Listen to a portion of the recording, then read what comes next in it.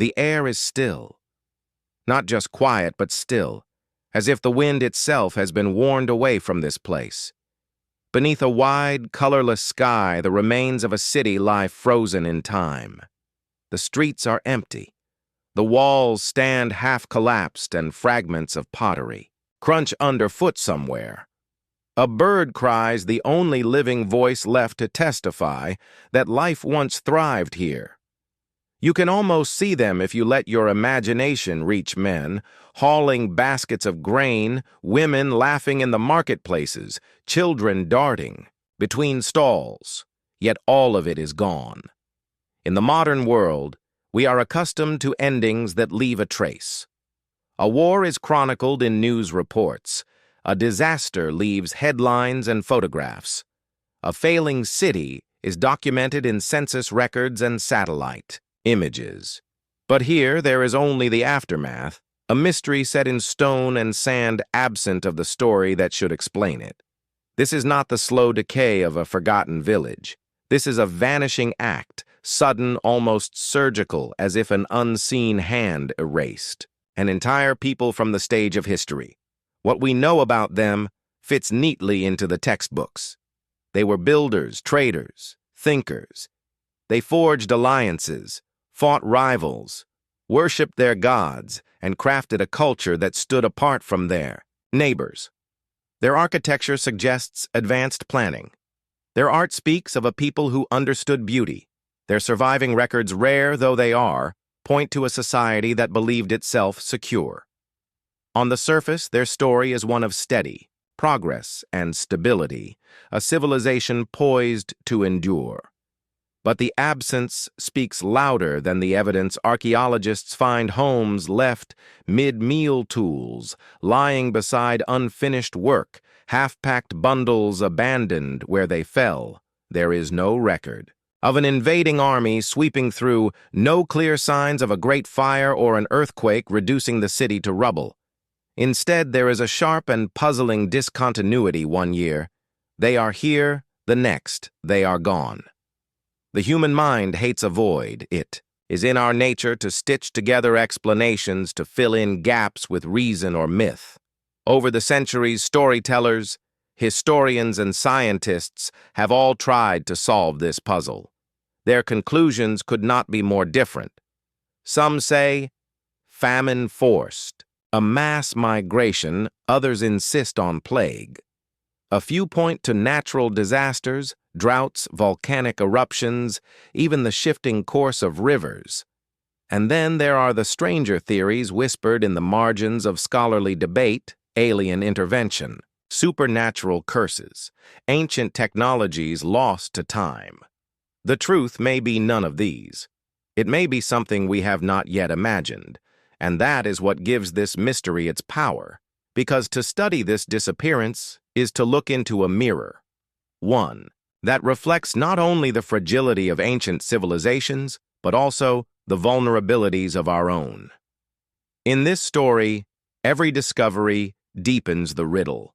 A fragment of writing here, a set of bones, there, a collapsed temple, a scorched layer of earth. They seem like clues, but they refuse to fit neatly together. Each new finding offers a possible explanation only for the next to tear it down. The result is a tapestry woven from contradictions, signs of prosperity, alongside signs of desperation, evidence of a people thriving and dying in the same breath. Imagine for a moment living in that final season before the disappearance. You wake to the clatter of carts in the street. The scent of bread drifts from the ovens. Neighbors greet one another. In the square, the world feels solid beneath your feet. You know of troubles. There are always troubles, but none seem fatal. And then without warning, without ceremony, it all unravels. Families vanish. Markets empty. The streets grow silent. Perhaps you leave. Perhaps you stay. Perhaps no one will ever know your choice.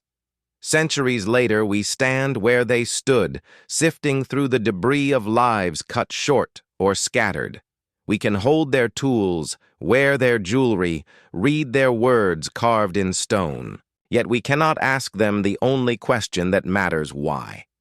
This is the chasm between known history and hidden truth. On one side, the carefully documented record; on the other, the shadowed terrain of what was never written down, never told, never passed on. And here lies the cinematic allure: the slow tracking shot through ruined streets, the camera lingering on a cracked doorway, a child's toy half buried in the dust. The light fades, and with it the certainty that we will ever know the past. Becomes a ghost story told not by the living but by the absence of the living. We will follow this trail through archives and excavation pits across deserts and under seas. We will meet the ancient chroniclers who first tried to make sense of it, the modern scientists who dig for evidence, and the visionaries who dare to suggest the unthinkable. Along the way, we will confront the uncomfortable truth that history does not owe us answers. Because this disappearance is not just a historical curiosity. It is a reminder. It whispers to us across millennia that the structures we think are permanent cities, nations, even civilizations can dissolve without warning, and that the silence left behind will not explain itself. This is the story of a people who should have been remembered and of the questions that remain when memory fails. We begin not with their birth, but with their absence, not with the tale of their rise, but with the moment the world noticed they were gone. It is here, in this empty space, that we will search for them, and it is here perhaps that we will find ourselves. The world into which our vanished civilization was born was a complex and finely balanced machine, humming with the energy of trade, diplomacy, and ambition. Far from being an isolated outpost on the fringes of history, they stood at the crossroads of continents where caravans carried silk spices and precious metals across deserts, and ships hugged coastlines heavy with amphorae of wine and oil. The air in their markets would have been thick with a dozen languages, each voice carrying its own stories, songs, and bargains. The climate, at least for a time, was generous. The rivers ran full, feeding fertile plains where grain swayed in the wind and orchards bent under the weight of fruit. Herds grazed on rolling hills watched by shepherds, whose families had tended the same pastures for generations. Beyond the cities, rural villages thrived, connected to urban centers by well-worn roads and seasonal fairs. The known records of their era, inscriptions on stone, scattered fragments of papyrus or clay tablets, present a picture of stability. Kings and councils issued decrees, laws were codified, taxes were collected and redistributed in systems that had worked for decades, perhaps centuries. Artisans perfected their crafts, potters turning out symmetrical vessels, weavers producing intricate textiles, metalworkers forging tools and ornaments of remarkable precision. This was not a civilization on the brink. It was one in its stride, but under the surface currents were shifting. If you knew where to look, you might notice that the trade routes were not quite as steady as they seemed. A caravan might arrive late, a shipment of grain from a distant ally might fail to appear. In the capital's markets, some merchants whispered of tensions beyond the horizon, new rivals rising, distant wars that might someday spill into their lands. The leaders reassured their people, pointing to full granaries and bustling streets as proof that all was well. The architecture of the time reflected both pride and confidence. Temples rose in clean lines and bold angles, adorned with carvings that told stories of divine favor and heroic kingship. Palaces sprawled with courtyards, gardens, and colonnades, built not only for function but for spectacle, places where guests from other lands could be awed by the scale and refinement of their hosts. Public works, aqueducts, roads, reservoirs demonstrated a mastery of engineering. Everything about these structures proclaimed permanence. Yet permanence is a fragile illusion. Archaeologists know that behind every monumental facade lies a network of systems that must be constantly maintained: food supplies, military defenses, water management, political alliances. In this civilization, As in so many others, those systems depended on cooperation and balance. A bad harvest could be absorbed if the granaries were full. A single defeat in war could be survived if alliances held. But if several pressures arrived together, the strain could become unbearable. To understand their place in the ancient world, we must also look at their neighbors. Some were allies bound by treaties and intermarriage between royal families. Others were rivals watching for any sign of weakness. Across deserts and mountains, other great powers were rising empires that expanded like tides, swallowing smaller kingdoms and bending them into new political shapes. The vanished people held their own for generations, using diplomacy and trade as skillfully. As they used stone and bronze religiously, they were deeply spiritual, weaving their beliefs into every aspect of life. Temples dominated the skyline not only in the capital, but in smaller towns serving as centers of both worship and administration. Priests kept the calendar, interpreted omens, and advised rulers. Seasonal festivals marked the rhythm of the year, from planting to harvest, from the return of rains to the longest night. In their worldview, the gods were partners in prosperity, but also capricious, to be appeased with offerings and honored with monuments. From a distance, it all looked unshakable. This was the known world as they knew it, a landscape shaped by human hands, sustained by shared belief, defended by armies and alliances. It was a world that had survived storms before and had every reason to expect it would survive them again. But history has a way of holding secrets even in plain sight. In the archaeological record, there are signs faint but persistent that not everything was as steady as the official inscriptions claimed. A layer of ash beneath the floor of a storehouse suggests a fire that was never recorded. A sudden change in pottery styles hints at new influences or perhaps displaced populations, arriving earlier than the chronicles admit. In one settlement, there is evidence of hurried construction, as if walls were being rebuilt or reinforced in response to a threat we can no longer identify. For the people living, then such events might have seemed small, local, temporary. To us, they look like the tremors before an earthquake, too subtle to prompt alarm at the time, but clear in hindsight. The hidden truth is that civilizations often begin to unravel long before anyone recognizes the danger. This is where the contrast becomes sharpest. The known history tells us they stood among the most secure powers of their era. The evidence whispers that their foundations were already shifting.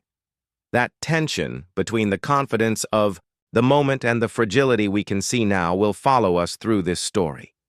It is important to linger here in their world before the disappearance, because it allows us to feel what was lost. The clink of coins in a merchant's stall, the scent of spices carried from half a continent away, the laughter of children chasing each other through narrow streets. These were not abstractions, they were daily life, and that life is what makes the silence to come so jarring. In a way, this civilization's stage was too perfect, like a grand theater set. Every pillar and painted wall suggested permanence, but the actors behind the curtain knew that any number of things from politics to the weather could force an abrupt change in the performance. And in this case, when the curtain finally fell, it did so completely. For now, we leave them in this moment of apparent stability at the height of their confidence. Their markets are full, their leaders command respect, their gods are honored. In the next chapter, we will step closer to their lives, not just the rulers and generals whose names survive in stone, but the farmers, artisans, traders, and families who made the city live and breathe. To understand the magnitude of their disappearance, we must first know them not as symbols but as people. Before a city becomes a ruin, it is a home. Before its walls are carved into relics by the wind, they ring with voices, the ordinary music of daily life. To understand the scale of this disappearance, we must first walk among the vanished while they still lived. Not the kings, whose names endure on monuments, But the people whose hands built those monuments, whose laughter filled the alleys, whose worries and dreams were as real as our own, at first light, the streets were already alive. Bakers began their work before dawn, shaping dough by lamplight, their small ovens exhaling the smell of fresh bread into the cool air. Farmers brought carts laden with figs, dates, onions, and grain wheels creaking over stone as they rattled toward the market.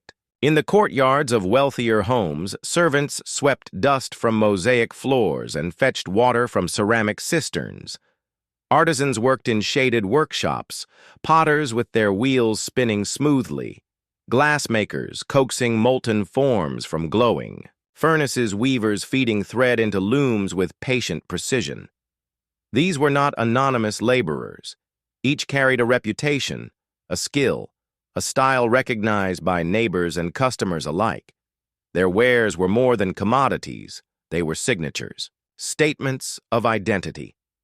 Children darted through the narrow lanes in groups playing games older than memory, their bare feet tapping against the worn flagstones. Some helped their families, a young boy holding a basket of olives at his father's stall. A girl running errands for her mother's education was not universal, but in the wealthier quarters, tutors taught reading arithmetic, and the lessons of the gods to children of the elite stories were passed down orally as much as in writing shaping the world view of the next generation. The heart of the city was its market, a mosaic of colors, scents, and sounds. Here, traders from nearby villages rubbed shoulders with merchants who had traveled for weeks along dusty caravan routes. One stall sold freshly butchered meat, another displayed dyed cloth shimmering in the sun. Spice jars released the pungent aroma of cumin, cinnamon, and saffron. Coins clinked, disputes flared. Bargains were struck with a handshake. Beyond the bustle, life followed, seasonal rhythms. In the countryside, farmers timed their planting to the flooding of rivers, a cycle as old as the land itself. Shepherds moved their flocks to higher pastures in the hot months and returned to the valleys when the rains came. Fishing. Boats glided across calm waters at dawn, returning with baskets of silver-scaled catch for the day's meals. Religion was the invisible thread running through everything. Shrines stood at crossroads. Small altars in homes bore offerings of bread oil, or incense temples, large and small, formed the city's spiritual backbone, where priests and priestesses oversaw rituals to honor the gods, who it was believed governed every aspect of life, from the yield of crops to the outcome of war festivals. Brought the whole community together.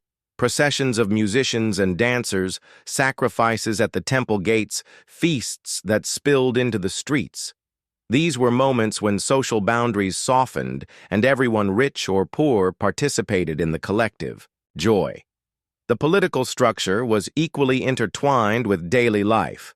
The ruler, king, council, or chief magistrate, depending on the period, was not a distant figure.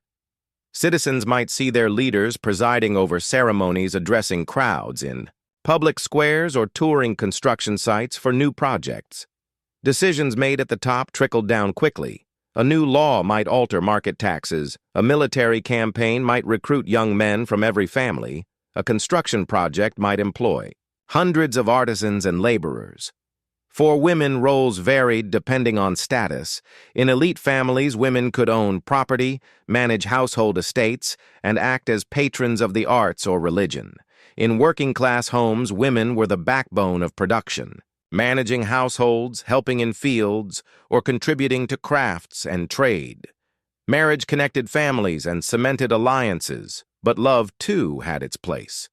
Surviving poems and letters suggest that romance was no stranger to their lives. Meals were both sustenance and ceremony. A simple dinner in a modest home might be bread dipped in olive oil, lentils, stewed with herbs and seasonal fruit. In wealthier households, meals became elaborate social events, roasted meats, fish seasoned with imported spices, wine poured into decorated cups. Hospitality was a prized virtue. A guest's comfort was a reflection of the host's honor, but life was not free of hardship. Illness could strike without warning.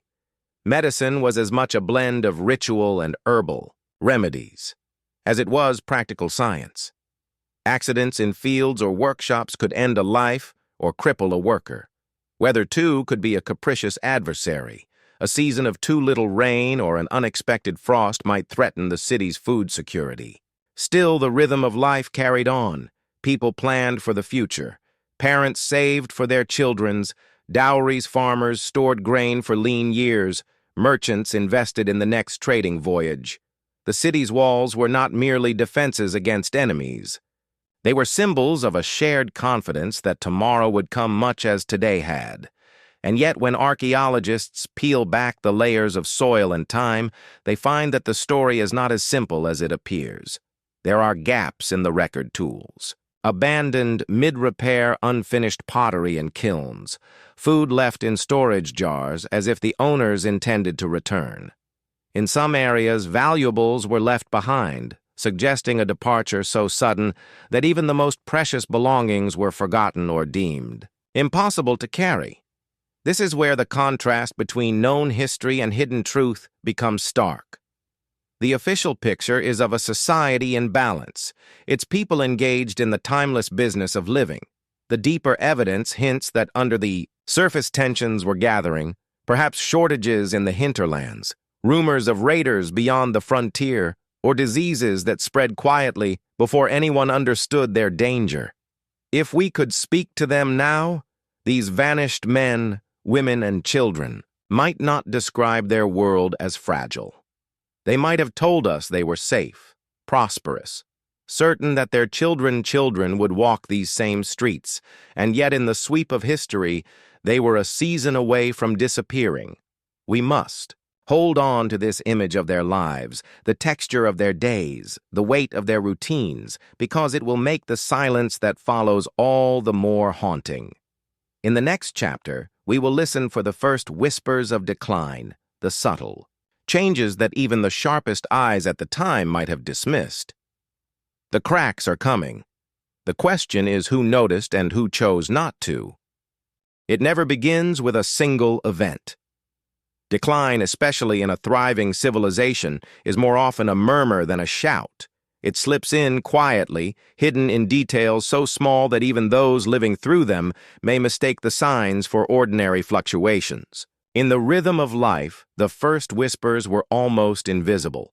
A caravan arrived weeks later than expected, its goods diminished.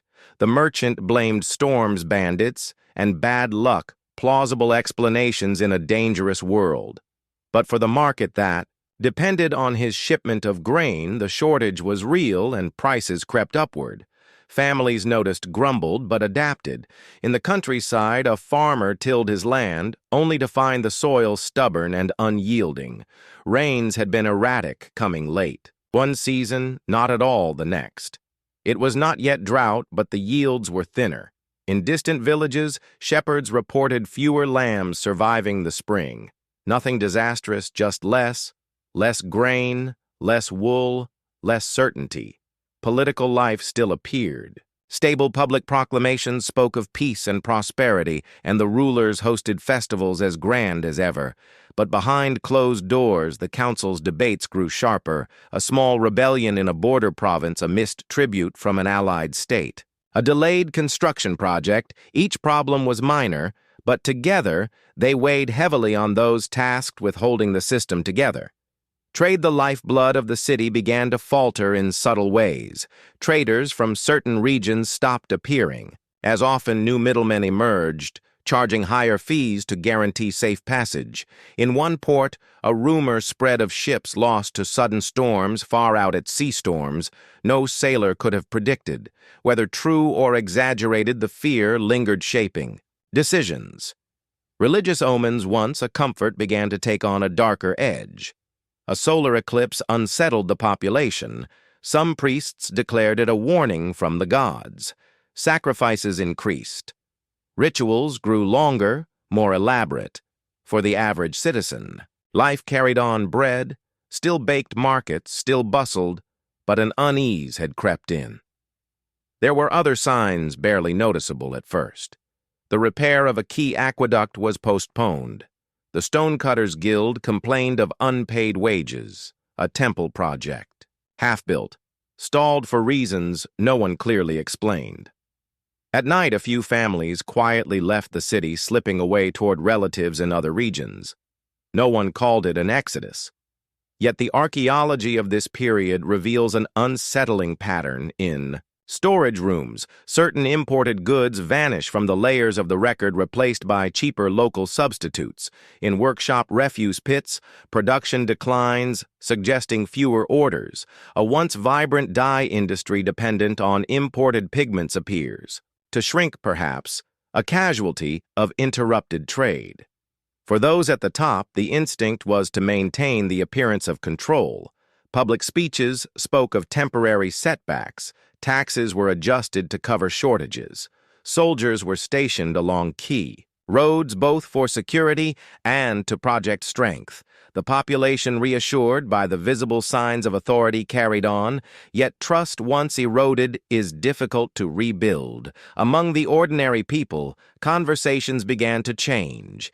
In taverns, patrons lowered their voices to discuss strange happenings, an unusual sickness in one district, an unseasonal frost, a caravan ambushed closer to the city than anyone could remember. Even the storytellers and musicians wove cautionary tales into their performances, subtle but reflecting the anxieties of their audiences. Nature, indifferent to politics or faith, delivered its own blows. A mild earthquake rattled buildings one summer night, causing little damage, but sparking fear.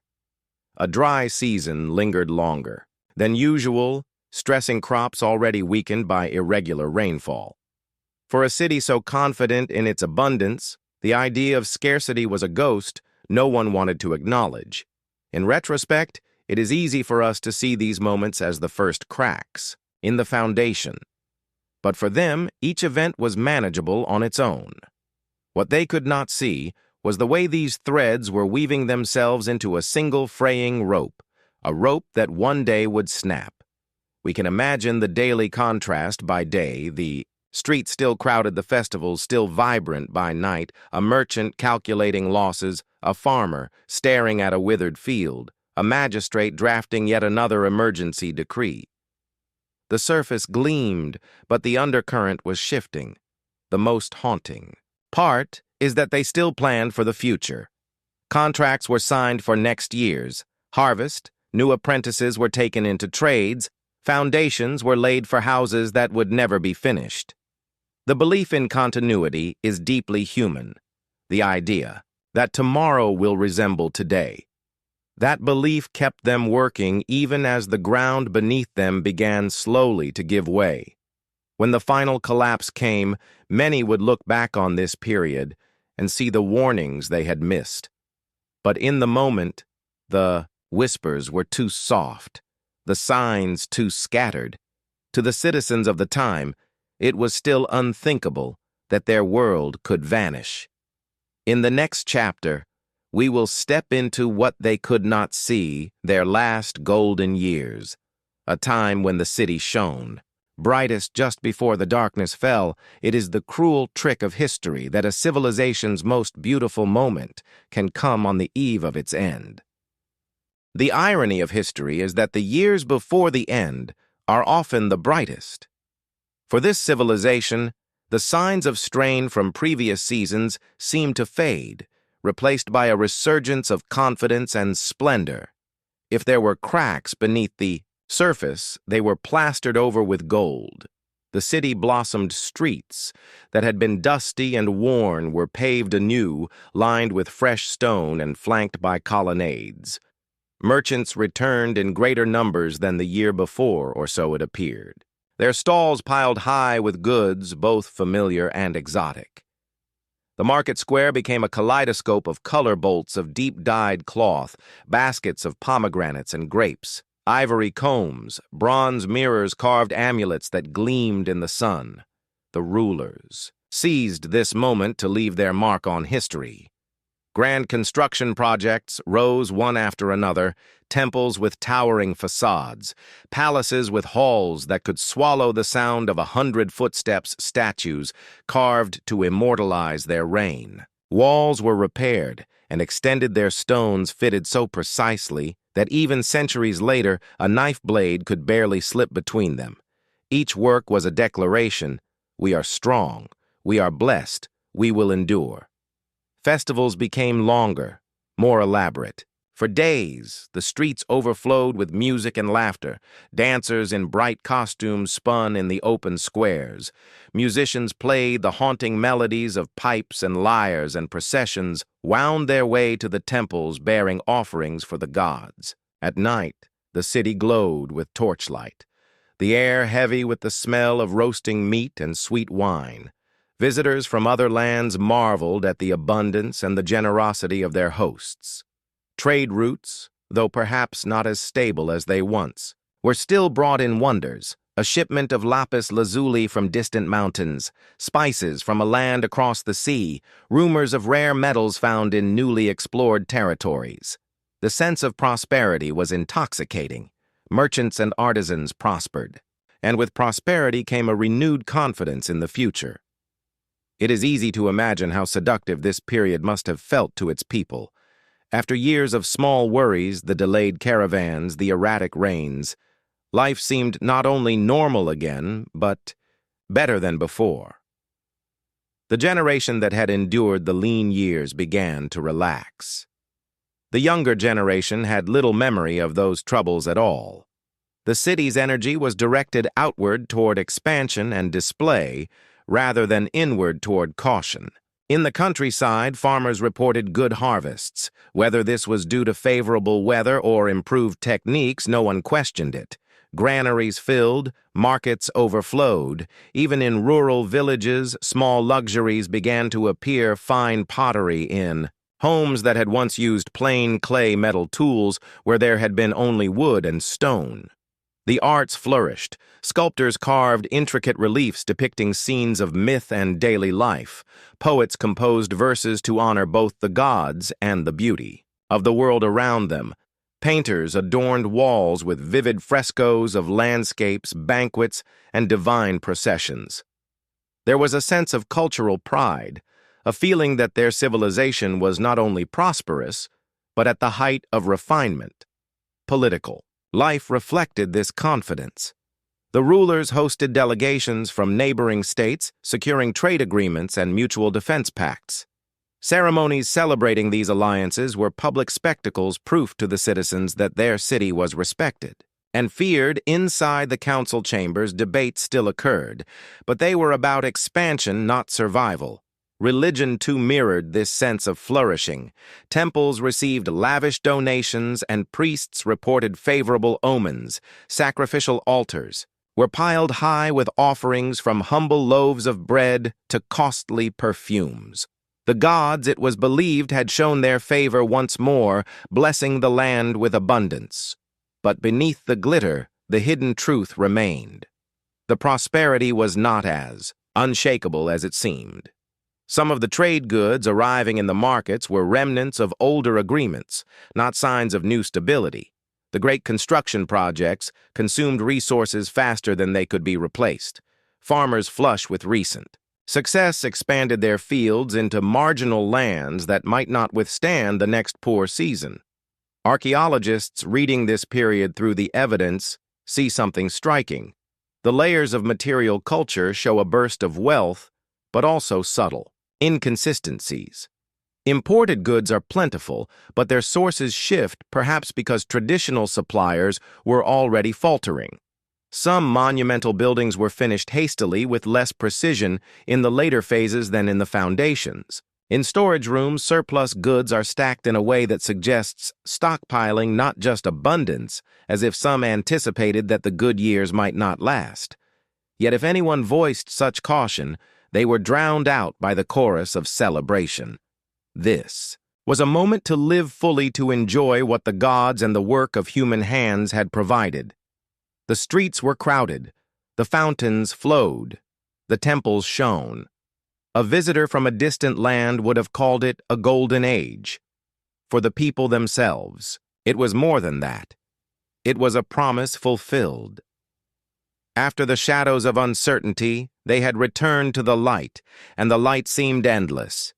The notion that this brilliance could be the prelude to disaster would have seemed absurd. This is the cruel rhythm of history. The years before the end are often the most beautiful, the most vibrant, the most full of life. Perhaps it is because people sense on some level that such beauty is fleeting, or perhaps it is because a civilization's final. Resources, its labor, its art, its will, are poured into one last dazzling display before the curtain falls. We will never know whether they sensed the coming danger. What we do know is that soon after this high point, their world would end. The bustling markets would go silent. The torchlit festivals would never be held again. The monuments so proudly built would stand in eerie emptiness. In the next chapter, we will stand at the very edge of that moment. The vanishing point itself. We will walk through the last day, the last hour, as if we were there watching as an entire people step off the stage of history and into the shadows forever. It begins without fanfare. No bells ring, no proclamations announce the end. Life simply moves forward, and then somewhere in that motion, something changes. Morning comes, as it always has. The sun rises over the rooftops, spilling gold onto the streets. Market stalls open, bakers pull loaves from their ovens, children chase each other between the legs of shoppers. Somewhere in the city, a priest reads the days, omens finding nothing alarming in the patterns of oil on water, the flight of birds, the way the incense smoke curls. But small things are out of place. A caravan expected from the north fails to arrive. A fisherman returns early, saying the waters were strangely still, no catch to be found. In one district, a family packs belongings onto a cart in hurried silence. They don't say where they're going, they don't say why. By midday, rumors are moving faster than the wind. Someone claims to have seen smoke on the horizon, not from cooking fires, but from something larger, darker. Others whisper about strangers moving through the outer fields at night, their presence never confirmed but retold in every corner of the marketplace. Some scoff at the fear, pointing to the crowded streets as proof that all is well. Afternoon heat settles over. The city traders argue over prices, craftsmen continue their work, the air is thick with the smell of roasting meat, and yet in the quieter places, the alleys behind the temples, the shaded courtyards of private homes, the unease deepens. A few shopkeepers. Close early. A mother calls her children inside.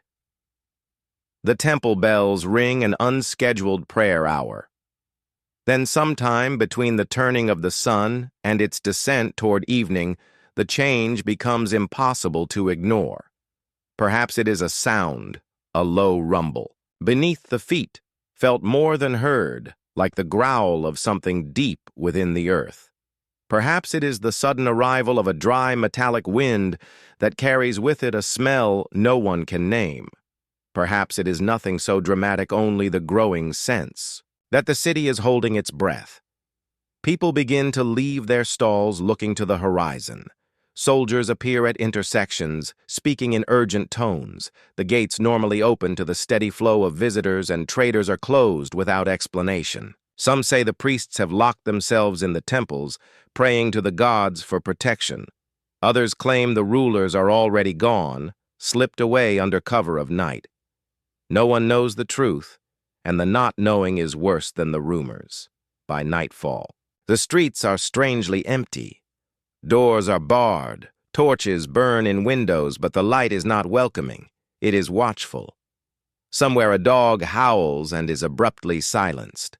The city seems smaller, its noise compressed into tight pockets of human voices, whispering behind walls. The next morning, the sun rises over a different place. From the city gates to the innermost courtyards, silence hangs heavy. Stalls in the market stand unattended goods, abandoned as if the owners meant to return but never. Did a potter's wheel sits mid-turn, the clay on it half-shaped and beginning to dry? In one home, a meal rests in bowls on a low table untouched. Not everyone has vanished, not yet, but those who remain seem dazed, moving without purpose. Some wander toward the gates and stop as though unsure whether to go on. Others sit in doorways, eyes vacant possessions piled beside them, but no movement to leave.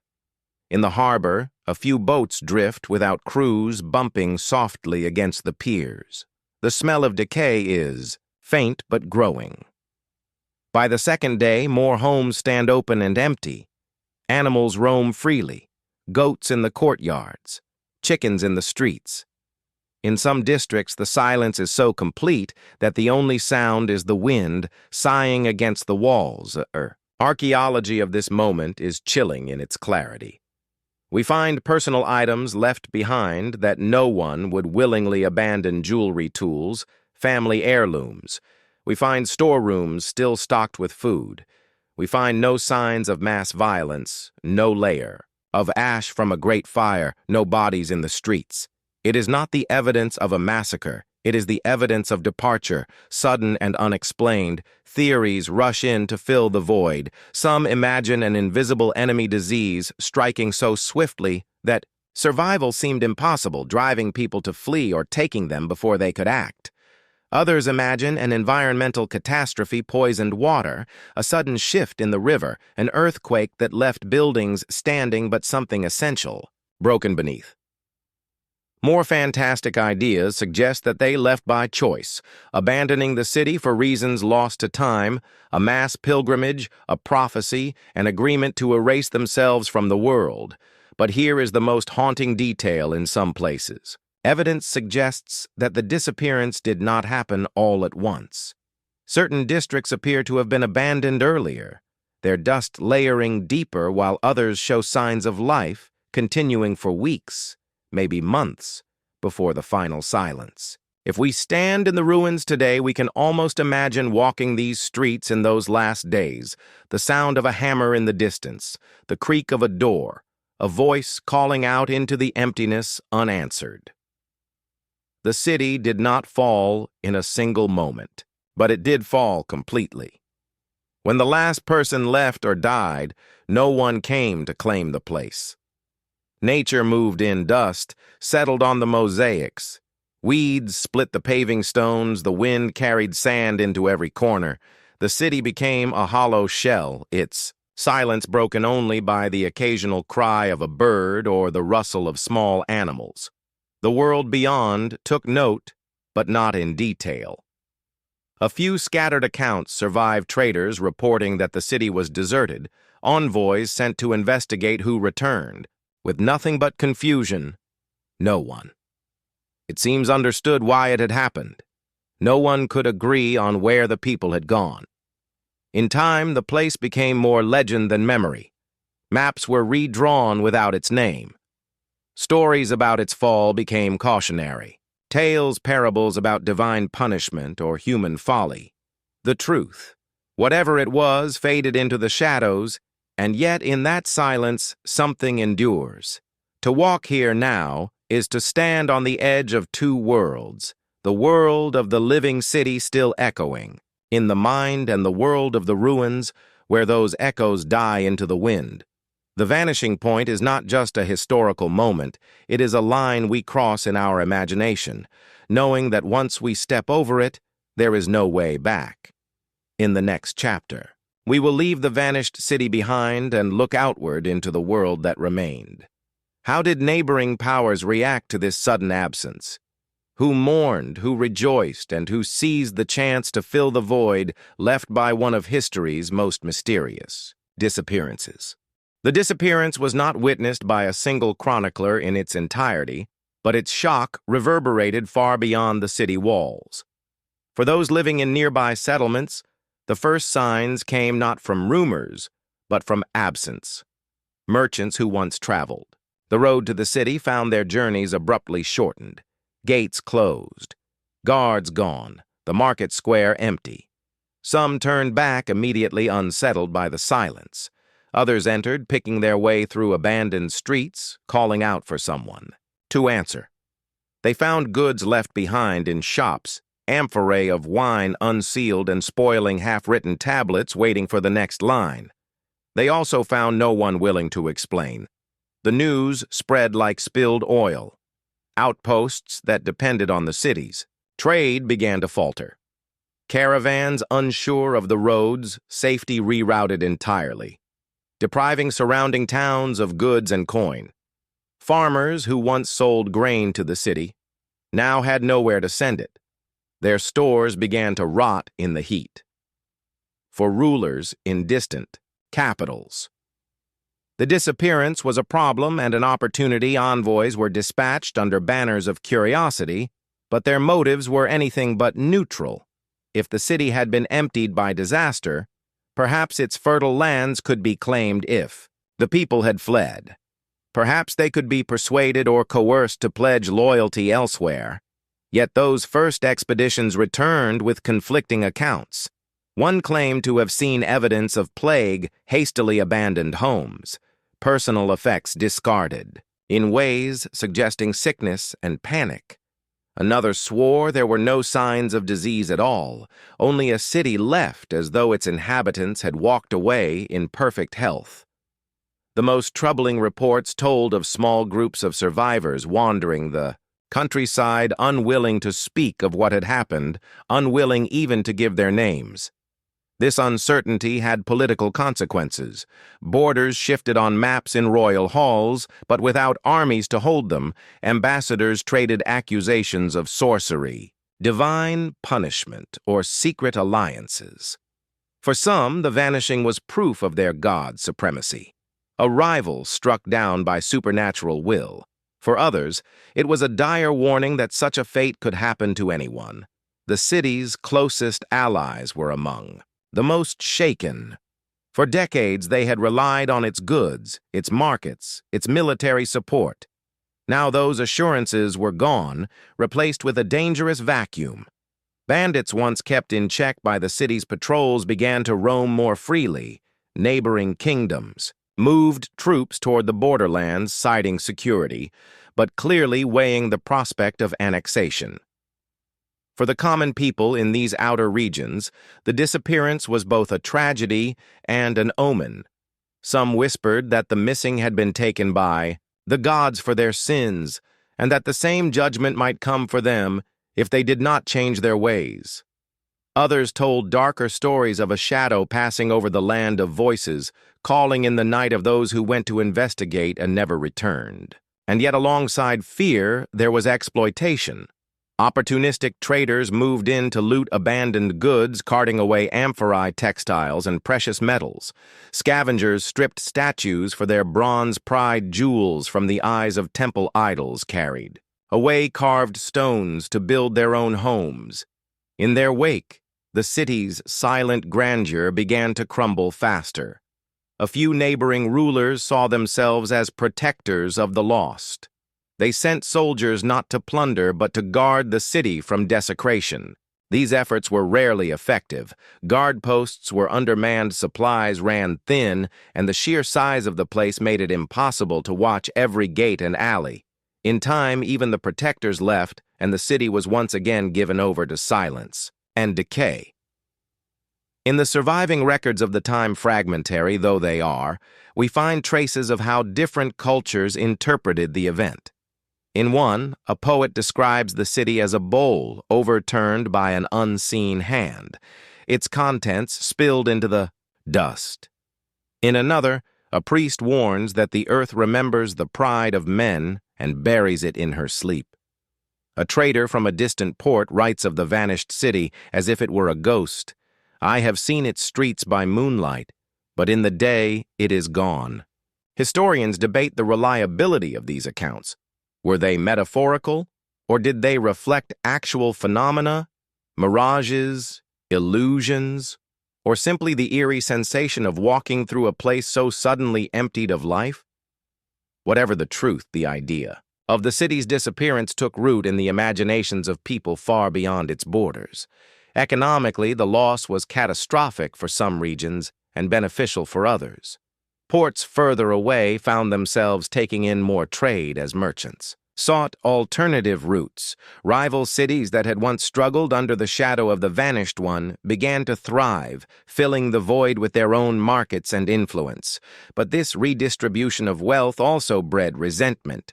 Diplomatic tensions escalated. In one documented case, a small kingdom launched a raid to seize a storehouse just beyond the vanished city's walls, claiming it had been abandoned to the world. The original owners, if any survived, never came forward. But the raid triggered a 3-year conflict that cost hundreds of lives and reshaped the political map. Amid the shifting alliances and opportunistic land grabs, a handful of voices called for a deeper investigation. These were not rulers or generals, but scholars, priests, and wanderers. They believed that understanding why the city had vanished was more important than claiming its remnants. A few were allowed entry. Some returned with sketches of the deserted streets and inventories of the goods left behind. Others disappeared into the city and were never heard from again. By the end of a single generation, the vanishing had passed from current crisis to historical mystery. The new order had adapted to its absence. Children were born who had never seen the city alive, who thought of it only as ruins on the horizon. And yet the unease lingered.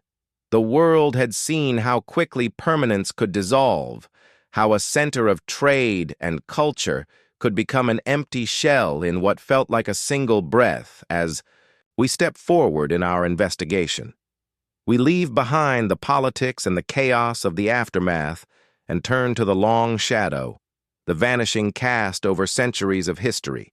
Myths would grow, theories would multiply, and the truth, if it existed in any pure form, would be buried deeper beneath the sands of time. In the next section, we explore how the story was retold, reshaped, and sometimes deliberately distorted until the line between history and legend was almost impossible to see. At first, the vanishing was a fact, shocking, unexplained, but still spoken of in the language of reality. But time, as it always does, began to work on memory. Within a single human lifetime, the survivors who could recall the city alive grew old. The urgency of truth gave way to the allure of a good story. And so, the transformation began. The disappearance shifted from an unresolved tragedy into something stranger, darker, and far more malleable. The earliest stories came from those who had seen the empty city with their own eyes. Merchants described the stillness of the streets, the way sound seemed to vanish into the air, how even the wind felt heavy. Pilgrims who had once visited the city's temples spoke of entering sanctuaries where incense still hung in the air, but no priests attended the altars. These accounts retained a kernel of lived experience, but retelling them, the witnesses often found their audiences more intrigued by the uncanny than the mundane. Gradually, these retellings became performances. At marketplaces and caravanserais, storytellers found that adding certain details, a single door swinging slowly on its hinges, a lone torch still burning in a corridor, drew more gasps from their listeners. Some inserted omens, a flock of birds flying away from the city as the tellers approached, or a sudden eclipse on the day the gates were found open. What began as subtle embellishment soon bloomed into outright invention. One of the first full-fledged legends appears. In a clay tablet from a city hundreds of miles away, it claims that the vanished city had angered the gods by building a tower so tall it cast a shadow over a sacred mountain. In retaliation, the gods commanded the ground to swallow its people whole, in a single night, leaving their possessions behind as a warning. This was not history. It was myth, dressed in the moral language of divine punishment. And yet for many it became the dominant version of events. In other places, the story shifted toward the heroic or the tragic. A widely circulated scroll from the coastal south tells of a prince who foresaw the disaster in a dream and tried to warn the people only to be exiled for sowing fear. When the vanishing came, he alone survived condemned. to wander the earth searching for his lost kin. This version made the disappearance less an act of the gods and more a tale of human arrogance, with just enough hope to keep listeners asking, what if some of them are still alive? The legends adapted to the needs of each culture that adopted them. In a desert kingdom, the vanished city was said to have been carried away by a sandstorm, so immense it lifted its walls into the sky, depositing them in the realm of the spirits. In a forested land, far to the north, the city was imagined as sinking beneath an endless canopy, swallowed by the trees, until it became a ghost of wood and shadow. These variations told as much about the storyteller's homelands as they did about the vanished city itself. There was also a political dimension to this myth, making rulers found that invoking the vanishing could serve as a warning to their subjects. Cities fall when they displease the gods, when they forget their place, when they defy the rightful order. Priests wove the story into sermons, changing the cause of the disappearance to fit their doctrine. In some temples, the vanished city was portrayed as wicked and corrupt in others. It was righteous, but betrayed by its neighbors, both versions reinforced the power of those telling the story. Over time, physical evidence, ruins, artifacts, inscriptions began to play a strange role in this evolving narrative. Travelers would bring back a shard of pottery or a carved stone claiming it came from the lost city. Some surely did. Others were obvious fakes crafted to sell to the gullible or to lend weight to a local storyteller's version of events. A few rulers displayed these relics in their courts, framing them as proof of their connection to the vanished people or as spoils taken from a land now claimed by their dynasty. The longer the city remained empty, the more it became a place of pilgrimage, not the pilgrimage of faith, but of curiosity. Adventurers sought it out, eager to test the truth of the stories. Some returned disappointed, reporting only rubble and silence. Others returned transformed, swearing they had seen lights moving in the dark, heard footsteps behind them, or found inscriptions that seemed to shift when read twice. Skeptics dismissed these as tricks of the mind, but the tales traveled home with the explorers and became part of the legend's growing tapestry. One especially influential strand of the myth emerged centuries after the disappearance during a period when the region's trade routes were at their most interconnected. In this telling, the vanished city had not been destroyed at all. It had moved. According to the story, its people had mastered a secret so powerful it allowed them to lift their entire civilization and carry it to another part of the world unseen. The proof believers claimed lay in the uncanny similarities between certain distant cities, their architecture, their rituals, even the sound of their languages. Whether these were coincidences or cultural borrowings was beside the point. The idea that the vanished city still existed somewhere else was irresistible. This wandering city legend resonated deeply because it offered both closure and mystery.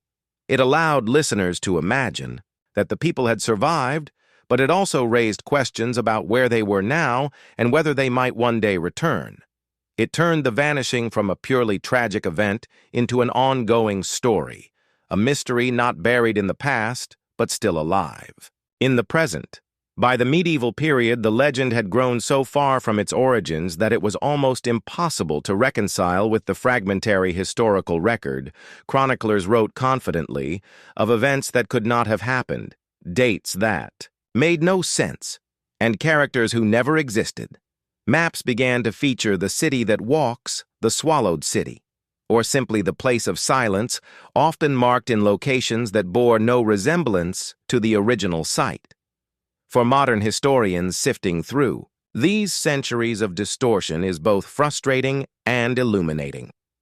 The sheer diversity of the legends shows how powerfully the story resonated, how adaptable it was to different cultures, and how quickly facts can dissolve when they are no longer anchored by living memory. And yet, scattered among the exaggerations and inventions, there are sometimes small, stubborn details. The shape of a street, the description of a temple door, the pattern on a ceremonial cup that match what little archaeological evidence we have. The birth of the legend was not a single event, but an ongoing process, a slow metamorphosis fueled by grief, fear, ambition, and imagination. The disappearance had shaken the ancient world. The legend ensured it would never be forgotten. But as the myth grew, it also obscured the truth, burying the real city under layers of invention. In the next section, we step into the modern era where science, archaeology, and historical scholarship will attempt to peel back those layers to see if beneath the centuries of storytelling we can still glimpse the reality of what happened. The challenge will be not only to interpret the evidence, but to separate it from the echo of the stories that have been told for more than 1,000 years. By the dawn of the early modern era, the vanished city was no longer just a fireside tale, it was an obsession. The rise of global exploration, the spread of printed books, and the growing appetite for ancient wonders created a perfect storm. Suddenly, the world was full of men and women who believed they could solve the mystery once and for all. They carried with them compasses, hand-drawn maps, and notebooks filled with copied legends. And yet more often than not, they also carried expectations, shaped less by reality than by centuries of myth-making. The first wave of investigators were not scientists in the modern sense, but polymaths, merchants, and soldiers of fortune. They approached the vanished city with a mix of scholarly curiosity and personal ambition. For some, it was an opportunity to secure patronage from a powerful ruler, a promise to return with the location of a lost civilization's treasures. For others, it was a way to secure fame and a place in the annals of discovery. Their accounts are as colorful as they are inconsistent. One of the most famous early attempts came from a court cartographer in the late 16th century whose work combined meticulous coastal mapping with wild inland speculation. Convinced the vanished city lay beyond a certain river bend, he persuaded his patrons to fund an expedition. His notes, still preserved in faded ink, described the journey upriver, hostile weather, treacherous currents, and local guides who refused to go further. In the end, his party turned back without finding the city, but his map nonetheless showed it labeled in ornate script placed squarely in the area they had never reached. Another notable figure, an antiquarian from the Italian city-states, claimed to have deciphered ancient inscriptions pointing to the city's location. He published his findings in a lavishly illustrated book complete with engravings of the city's supposed gates, plazas, and statues.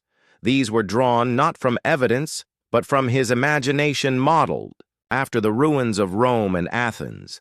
His work, while inaccurate, had an enormous impact for decades.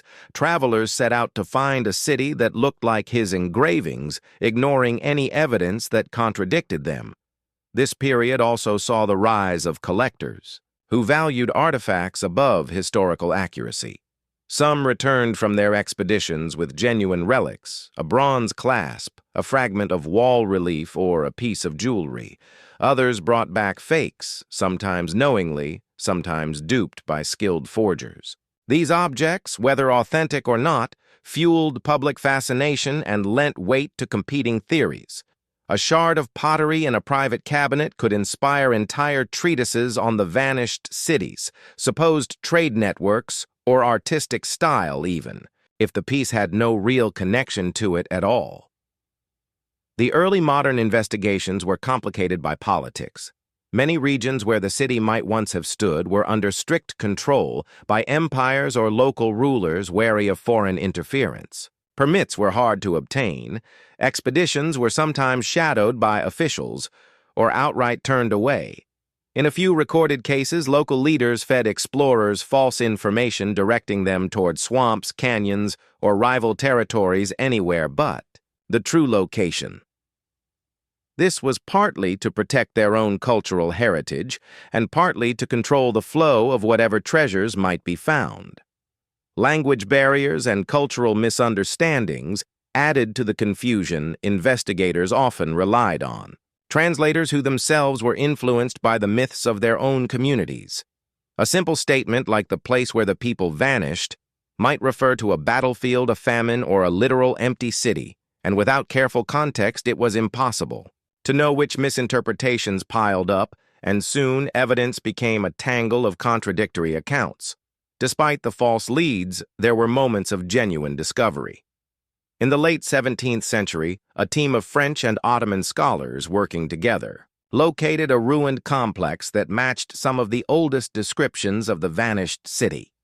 The site contained stone foundations, collapsed columns, and traces of roadways, but it was incomplete, clearly once part of a larger settlement now buried under earth and vegetation. The scholars could not confirm whether this was truly the lost city or simply one of its trade partners. Still, the find proved that the legend had some basis in physical reality, yet the closer investigators came to tangible remains, the more the myths fought back. In one famous case, a British adventurer who claimed to have located the city refused to share its coordinates, insisting that revealing them would awaken the curse described in local legend. His story, widely circulated in broadsheets, inspired a wave of mystical theories about the city's disappearance, including the idea that it had been hidden intentionally by supernatural means. By the 18th century, the Enlightenment brought new tools to the investigation. Scholars began applying more systematic methods, measuring distances, comparing multiple accounts, and cross-referencing ancient texts. They sketched ruins with an eye for accuracy rather than drama, and began to distinguish between verifiable facts and travelers' tales. However, the old legends still clung stubbornly to the process. Even the most disciplined researchers found themselves tempted to see patterns where none existed to match their findings to the stories they had grown up hearing. What makes this era so fascinating is the contrast between ambition and reality. On the one hand, there was genuine progress maps, became more accurate, archives were expanded, and some myths were conclusively debunked. On the other, the gap between the known and the unknown kept inviting speculation. Every expedition that failed to find the city only seemed to increase its mystique, turning the search into a quest as much for meaning as for stone and mortar. By the dawn of the 19th century, the vanished city stood at a crossroads in the world's imagination. It was no longer purely a myth, thanks to scattered archaeological finds, but it was not yet a fully understood historical site. The stage was set for a new generation of explorers, ones armed with better tools, more funding, and the confidence that the age-old mystery was finally within reach. But as history would show, finding the city was only the beginning of understanding it. In the next section, we move into the age of large-scale archaeological expeditions, when steamships, railways, and industrial-age logistics would bring unprecedented access to the suspected site, and with it discoveries that would challenge not only the legends but the entire timeline of the ancient world. The 19th century was the moment when the hunt for the vanished city shifted from lone adventurers sketching half-remembered ruins to organized, heavily funded archaeological campaigns. Steamships could now carry supplies and personnel upriver in weeks instead of months. Rail lines crept deeper into territories once accessible only by caravan, and the new industrial-age appetite for discovery, fueled by imperial competition and a public hungry for spectacle, meant that whoever found and excavated the city could expect not just academic glory, but international fame. The earliest major digs were almost military in their precision. Expedition leaders assembled teams that included surveyors, geologists, translators, artists, engineers, and crucially guards. Many operated under the flag of an empire with the implicit understanding that anything valuable unearthed would be claimed as a prize of national prestige. Permits, when obtained, often came with clauses that allowed foreign powers to remove artifacts in bulk. For the locals, this was the beginning of a long and uneasy relationship with outside archaeology, a mix of curiosity, resentment, and reluctant cooperation. The first breakthrough came when a Franco-Ottoman team, building on scraps of earlier maps, began excavating a mound thought to be the city's citadel. What they uncovered was both thrilling and confounding: massive stone blocks fitted with astonishing precision fragments of inscriptions in an undeciphered script, and the charred remains of wooden beams that hinted at destruction by fire. The style of the stonework did not match any known civilization of the region. Scholars debated whether this proved the city was even older than the legends suggested, or whether it had been built by an entirely different culture. Later in history, word of the find spread quickly. Soon rival expeditions arrived, sometimes within sight of each other, each jealously guarding their trenches. Competition bred urgency, and urgency bred mistakes. In one notorious case, an excavation collapsed due to overzealous digging, destroying part of a wall that may have contained the city's emblem. In another, artifacts were hastily packed and shipped to Europe before being properly catalogued, leading to decades of confusion about their origin. The archaeological rush also brought an influx of sensational claims. Newspapers published breathless headlines: "The Lost Kingdom Unearthed," often based on preliminary, unverified reports. Engravings of towering statues, glittering treasures, and palace halls began to circulate, many of them exaggerated or entirely fictional. These images, more than the dry academic reports, shaped public imagination. Readers in London, Paris, and New York began to picture the vanished city as a kind of Eastern El Dorado, a place where every shovel of dirt might reveal gold or jewels. But the reality on the ground was more complex. Yes, there were treasures, finely worked, gold ornaments intricate, mosaics, ceremonial blades, but there were also broken tools, charred food stores, and the bones of domestic animals. These everyday finds painted a picture not of a mystical kingdom untouched by time, but of a living, working city with its own rhythms and vulnerabilities. The contrast between public fantasy and archaeological reality grew sharper with each season. Among the most dramatic moments of the rush was the discovery of the Stone of Departure, a massive carved slab found half buried at the edge of what was believed to be the main thoroughfare. The slab bore a long inscription in the same mysterious script found earlier, accompanied by a relief showing figures in procession carrying bundles toward a waiting ship. Some scholars interpreted this as a depiction of the city's evacuation. Others saw it as a ceremonial trade mission. Without a translation, the truth remained elusive, but the image became one of the most reproduced artifacts of the era. Rivalries sometimes turned ugly. In one instance, a British-led team accused a German expedition of looting a burial site under cover of night. The Germans, in turn, claimed the British had bribed local laborers to sabotage their work.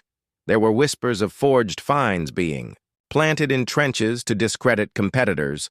The vanished city was becoming not only an archaeological battlefield, but a geopolitical one. And yet, even amidst the chaos, there were extraordinary leaps forward. Stratigraphy, the careful analysis of soil layers, began to provide more accurate dating of structures. The introduction of early photographic equipment allowed ruins to be recorded before weather or human activity could damage them further. Detailed architectural plans revealed a city layout that seemed meticulously planned, with wide avenues radiating from a central plaza flanked by monumental buildings. One discovery in particular sent shockwaves through the academic world. The flood layer beneath the remains of the main plaza. Excavators found a thick deposit of silt mixed with broken pottery and animal remains. This suggested that at some point in its history, the city had been inundated, perhaps catastrophically. Some theorists tied this to ancient flood myths. Others argued it was evidence of climate change disrupting the city's food supply. Either way, it added another layer to the mystery, a natural disaster that might have played a role in the city's vanishing. Despite these finds, the rush was not without its moral reckoning.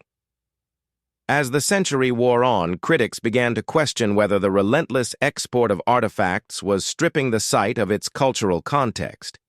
Voices from the city's modern descendants grew louder, demanding that treasures be preserved locally, rather than shipped abroad. This tension foreshadowed debates that still continue in archaeology today. By the close of the archaeological rush, the vanished city had transformed from a legend into a physical place on the map walls had been. Uncovered streets traced inscriptions catalogued, but the central question why and how it disappeared remained unanswered. Every artifact seemed to offer a clue, yet each also deepened the puzzle. As the 20th century dawned, a new generation of researchers prepared to take up the challenge they would bring, not just shovels and notebooks, but the beginnings of scientific archaeology, radiocarbon dating, chemical residue analysis, and systematic excavation grids. The era of imperial competition would give way at least in part to international collaboration, and the search for the vanished cities, truth would enter a phase that promised not just to fill in the gaps, but to challenge everything historians thought they knew about the ancient world. The dawn of the 20th century should have brought clarity to the mystery. After decades of frantic excavation, hundreds of artifacts catalogued, and entire city blocks uncovered, the vanished city was no longer a shadowy rumor. Scholars now had walls. They could measure streets, they could trace, and inscriptions they could photograph. Yet instead of consensus, the field entered an era of upheaval. The problem was simple. The evidence refused to fit the neat linear timeline that archaeologists had been building since the first trenches were dug. The earliest researchers working under the romantic glow of 19th century discovery had assumed the city was the capital of a single unified culture that rose, flourished, and then collapsed in a dramatic event. But as the layers of soil yielded their secrets, cracks appeared in that story. Artifacts that should have belonged to the same cultural phase were separated by centuries of sediment. Architectural styles that looked identical on the surface turned out under closer analysis to have been built generations apart. It was as if the city had been abandoned more than once, disappearing, reappearing, and evolving in ways no one had predicted.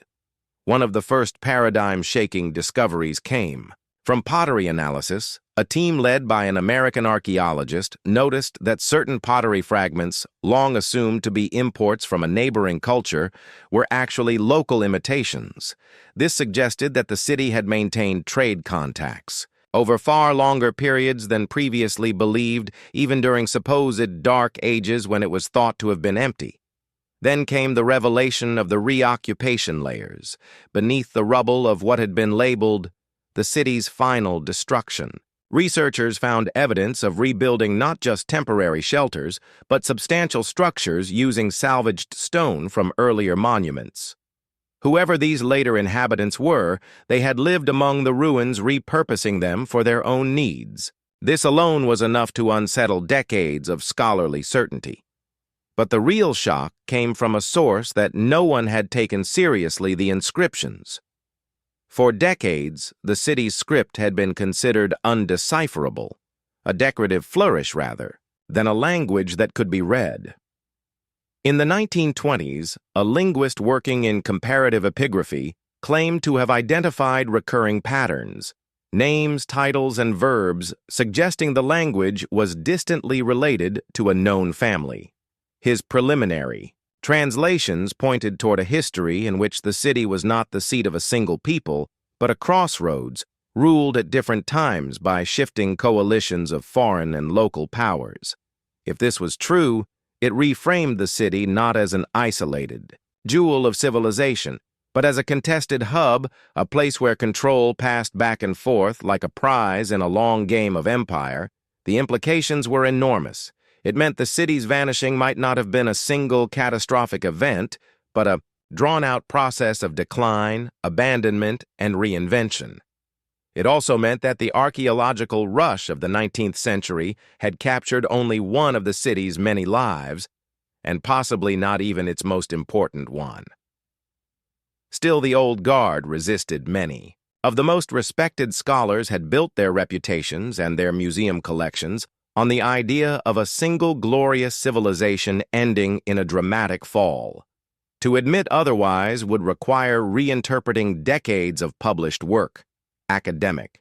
Journals filled with heated exchanges, each side accusing the other of cherry-picking evidence. And then another blow: climate data. In the 1930s, geologists studying sediment cores from the region identified signs of long-term drought cycles. When these were compared to the city's occupation layers, a correlation emerged. The periods when the city shrank or emptied often aligned with decades-long dry spells. This suggested that the city's fate was tied as much to environmental stress as to politics or warfare. For the first time, the idea of a slow fade, driven by climate instability, entered the mainstream discussion. The mid-century brought yet another paradigm shock, courtesy of aerial photography. Military reconnaissance flights during the Second World War accidentally captured sweeping images of the site and its surroundings. When archaeologists examined these photos, they saw patterns invisible from the ground, faint outlines of roads leading far beyond the known city walls, traces of agricultural terraces, and the ghostly remnants of satellite settlements. This was no isolated metropolis. It had been the anchor of a vast network. Its disappearance was not just the fall of a city, but the collapse of a whole region's interconnected system. Yet even as the academic picture grew more complex, the public still clung to the old romantic image, the mighty city that vanished overnight, leaving only whispers and dust. Filmmakers, novelists, and popular historians preferred the drama of a single apocalyptic event over the messy truth of centuries-long decline. Museums often displayed the city's artifacts without the nuanced context that newer research demanded, reinforcing the earlier narrative. The final twist of the mid-century came with the application of radiocarbon dating. When the first organic samples from the site, charred seeds, wooden beams, animal bones, were analyzed, they pushed the city's earliest occupation back hundreds of years earlier than anyone had imagined. This raised an uncomfortable question: if the city had existed so much longer, how many of the origin myths told by its supposed descendants were actually memories of events that had happened to earlier forgotten inhabitants? By the late 1960s, the consensus, if it could be called, that was a tangle of contradictions. The city had been older than thought, had been ruled by multiple powers, had been abandoned and reoccupied, and had faded rather than fallen. Yet no single theory could neatly explain every layer of evidence. It was a golden age for bold new hypotheses.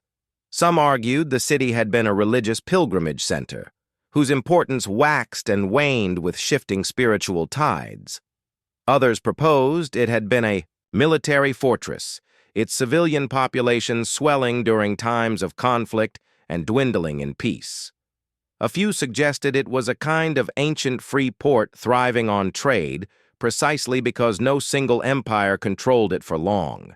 Each theory offered a tantalizing truth, and each left gaping holes. The paradigm shocks of the early to mid-20th century didn't solve the mystery of the city's disappearance.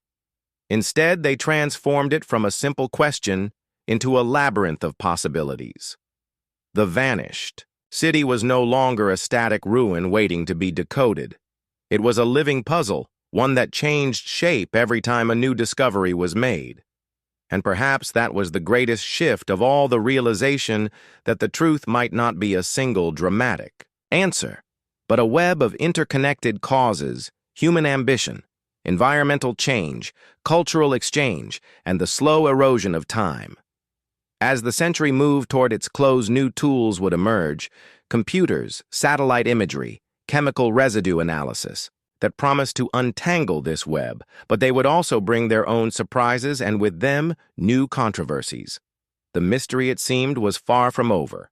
By the 1970s, the vanished city was no longer just an archaeological site, it was a cultural phenomenon. The decades of academic upheaval had fractured the scholarly consensus, creating a perfect vacuum into which the public imagination rushed. And, in that vacuum, the city was reborn, not as a carefully reconstructed historical reality, but as a stage for modern myth-making. What had once been the domain of dusty field notes and technical excavation reports now became the fodder for glossy magazine spreads, documentary specials, and best-selling novels, but each retelling carried with it a subtle and sometimes deliberate distortion. Where scholars had painstakingly mapped centuries of gradual change, filmmakers compressed it into a single cataclysmic night. Where archaeologists hedged their conclusions with caveats, travel writers filled the gaps with confident cinematic invention. One of the most influential turning points came in 1973 when a popular television documentary aired a primetime special titled The Lost Kingdom. The production featured dramatic reenactments of ancient life, a booming narration and slow-motion shots of wind sweeping across the city's excavated streets. Its central thesis that the city had been the seat of a mighty empire that vanished without warning was not new, but the way it was presented made it feel definitive. For millions of viewers, this became the story of the vanished city, erasing decades of scholarly nuance in the space of a single evening broadcast. This was the first time the city's mystery was packaged not as an academic puzzle, but as a global entertainment product. Sales of coffee table books and glossy photo guides surged. Tour agencies began offering adventure packages to the site, complete with staged archaeological digs for tourists. And in a strange twist, the romanticized version of the city began influencing how even some academics presented their findings, conscious of the fact that funding often depended on public interest. The late 1970s brought another layer of myth thanks to the explosion of pseudo-archaeology in mass-market publishing. Writers eager for controversy began weaving the city into broader narratives of lost continents, alien visitations, and hidden ancient technologies. Some claimed its intricate stonework could not have been achieved with the tools available in its time, implying outside intervention. Others linked it to Atlantis, Lemuria, or even extraterrestrial colonies. In the eyes of serious researchers, these theories were an embarrassment, but they were also impossible to ignore.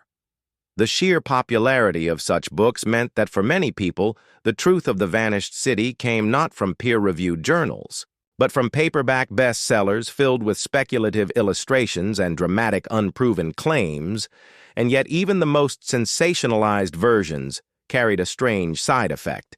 They kept the city alive in the cultural consciousness. Without them, the site might have faded into the background of public awareness, remembered only by specialists.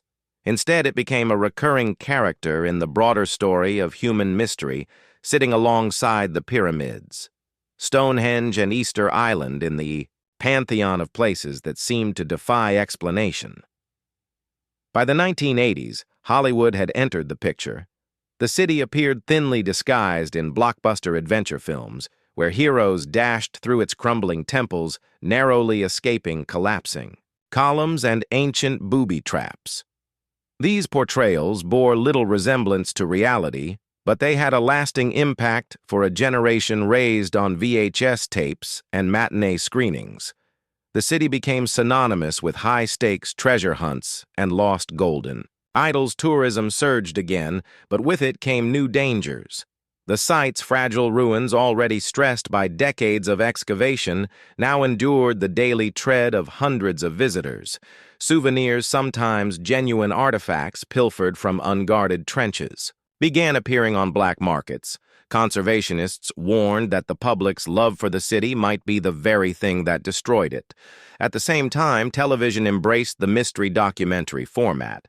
Cable networks began churning out programs that blended archival footage with dramatic narration, each promising to reveal the untold story of the city.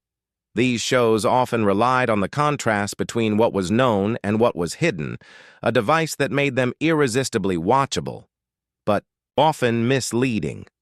The slow, cautious progress of real archaeology simply couldn't compete with the thrill of a sudden, shocking revelation, so the narrative was shaped accordingly. The 1990s brought yet another transformation: the rise of the Internet. For the first time, enthusiasts, amateur researchers, and conspiracy theorists could share theories instantly with a global audience. Online forums sprouted entire subcultures devoted to debating the city's fate, its origins, and its supposed connections. To everything from biblical events to ancient prophecies, digital reconstructions, some painstakingly accurate and others wildly speculative, circulated freely. The city's image in high resolution, rendered in glowing pixels, reached millions, who had never even set foot in a museum. But the internet also allowed for unprecedented collaboration. Professional archaeologists could crowdsource translations of inscriptions, share satellite imagery, and even organize virtual digs using 3D scans of the site. For every outlandish theory that went viral, there were serious breakthroughs quietly facilitated by this new connectivity. The challenge was, as always, separating the careful scholarship from the seductive fiction. By the turn of the millennium, the city existed in two parallel realities. In the academic world, it was a complex multi-phase settlement shaped by centuries of political, environmental, and cultural forces. In the popular imagination, it was a singular enigma, a city, swallowed by time, waiting for the right explorer to unlock its final secret. The two narratives occasionally overlapped, but more often they fed on each other, the myth inspiring real research, and the research in turn providing new material for the myth. This interplay was perhaps best illustrated in a 2003 incident when a newly discovered inscription was hastily announced by a news outlet as the key to the city's disappearance. In reality, the inscription's translation was incomplete and its historical context unclear. But the media frenzy it generated led to an unexpected outcome: the funding needed to fully excavate the structure where it had been found. It was a reminder that in the modern world, history and myth no longer existed in separate spheres. Each shaped the other, sometimes for better, sometimes for worse. The late 2000s saw the rise of high-definition documentaries and cinematic reconstructions, bringing the city to life in ways unimaginable to the early excavators. Drone footage swept over the ruins. CGI filled in missing walls and painted faded murals, and immersive soundscapes recreated the hum of an ancient marketplace. These productions often paid lip service to scholarly caution, but ultimately favored narrative drive. In a sense, they were the heirs to that 1973 television special.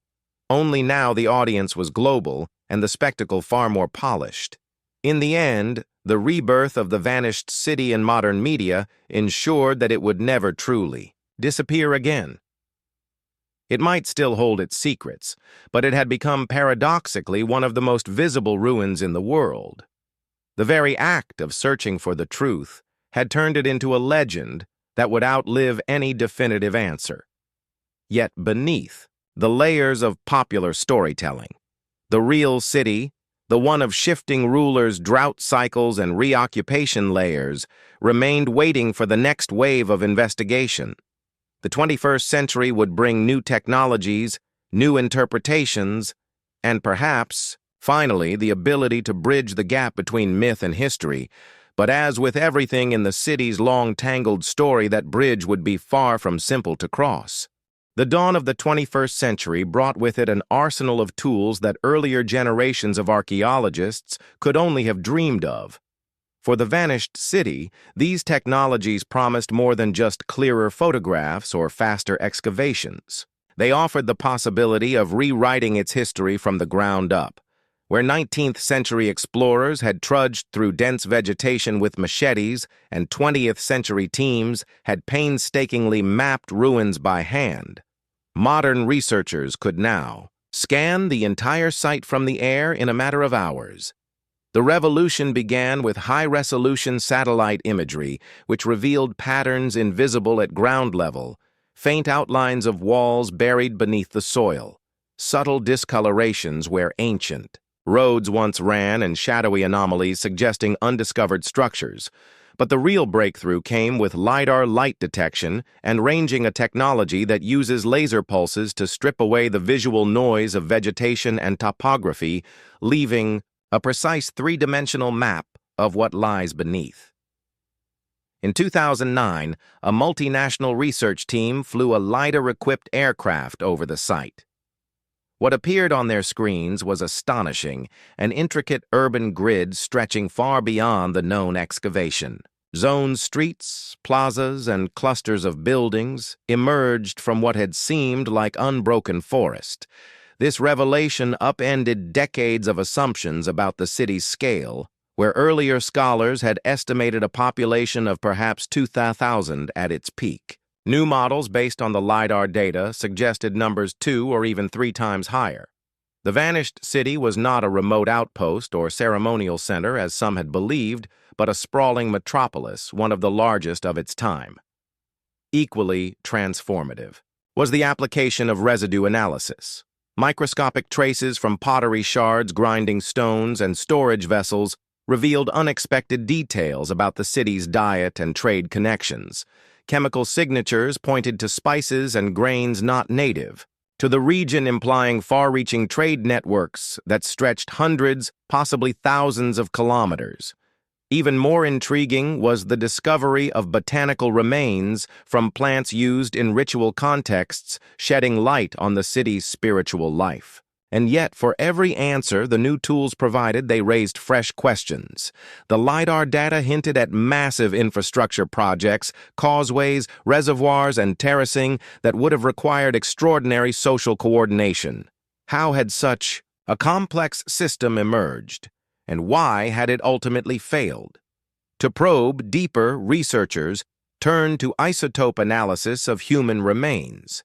By examining the chemical composition of teeth and bones, scientists could determine where individuals had grown up and even infer aspects of their diet and health. The results were surprising. A significant portion of the population had come from distant regions, suggesting that the city was a cosmopolitan hub, drawing people from across the ancient world. But this mobility also hinted at vulnerabilities. A metropolis dependent on distant resources and diverse communities could be more susceptible to political fragmentation or supply disruptions. Perhaps the most visually compelling innovations were in digital reconstruction. Using photogrammetry and 3D modeling, teams began to rebuild the city virtually. Weathered stones were digitally reset into their original positions. Collapsed temples rose again, their walls painted in the vibrant pigments. Revealed by spectral imaging, these reconstructions could be explored in virtual reality, allowing anyone with a headset to wander the streets as they might have appeared 1,000 years ago. For archaeologists, these models were more than just immersive eye candy. They allowed for experimental simulations, testing how crowds might have moved through plazas, how sunlight would have illuminated sacred spaces at certain times of year, and how defensive structures could have been used during conflict. In some cases, these simulations supported older theories. In others, they dismantled them entirely. One particularly striking example came from a series of VR-based acoustic studies. Researchers recreated the city's main ceremonial plaza and simulated the sound of drums, chants, and conch shells. They discovered that the plaza's architecture created powerful echoes, amplifying sounds in ways that could have been used to awe or even manipulate large gatherings. This suggested that the city's leaders might have understood and exploited the psychological power of sound in public rituals. As data piled up, the city's timeline began to shift. Carbon dating of organic materials recovered from previously unexplored layers pushed certain key construction phases earlier than expected, suggesting that the city's rise had been more rapid and perhaps more deliberate than the slow growth models of the past had assumed. Conversely, evidence for a decline began appearing earlier as well, in the form of interrupted building projects and signs of hasty repairs. But technology did not eliminate uncertainty. If anything, it magnified it. LiDAR revealed countless structures, but without excavation, their function remained speculative. Isotope Data could map human mobility, but it couldn't explain the social or political reasons behind it. Digital reconstructions could restore walls and plazas, but they were still in the end interpretations the product of choices about what to show and what to omit. Moreover, the new tools sometimes clashed with established narratives. When a 2015 LiDAR survey suggested that certain key structures were aligned not with astronomical events, as had long been assumed, but with hydrological features, some researchers resisted the conclusion. The shift from a celestial to a pragmatic explanation challenged the romantic view of the city as a place driven primarily by religious devotion. Still, the momentum of discovery was unstoppable. Each year brought new surveys, new scans, new analyses. Multispectral imaging revealed faint inscriptions missed by the naked eye. Drone-based mapping extended the LiDAR work into previously inaccessible terrain.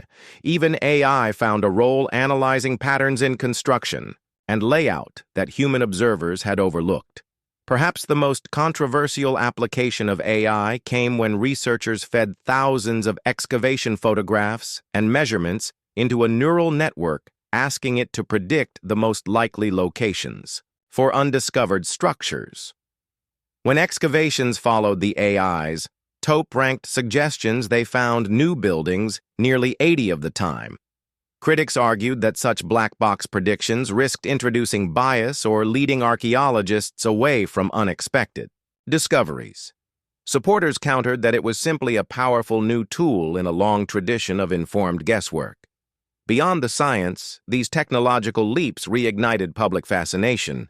Interactive museum exhibits allowed visitors to walk through. Virtual reconstructions of the city online platforms hosted open-access datasets, inviting amateurs to sift through the information and propose their own interpretations. For better or worse, the vanished city had entered a new phase, one in which the boundaries between professional research, public engagement, and speculative storytelling were increasingly blurred.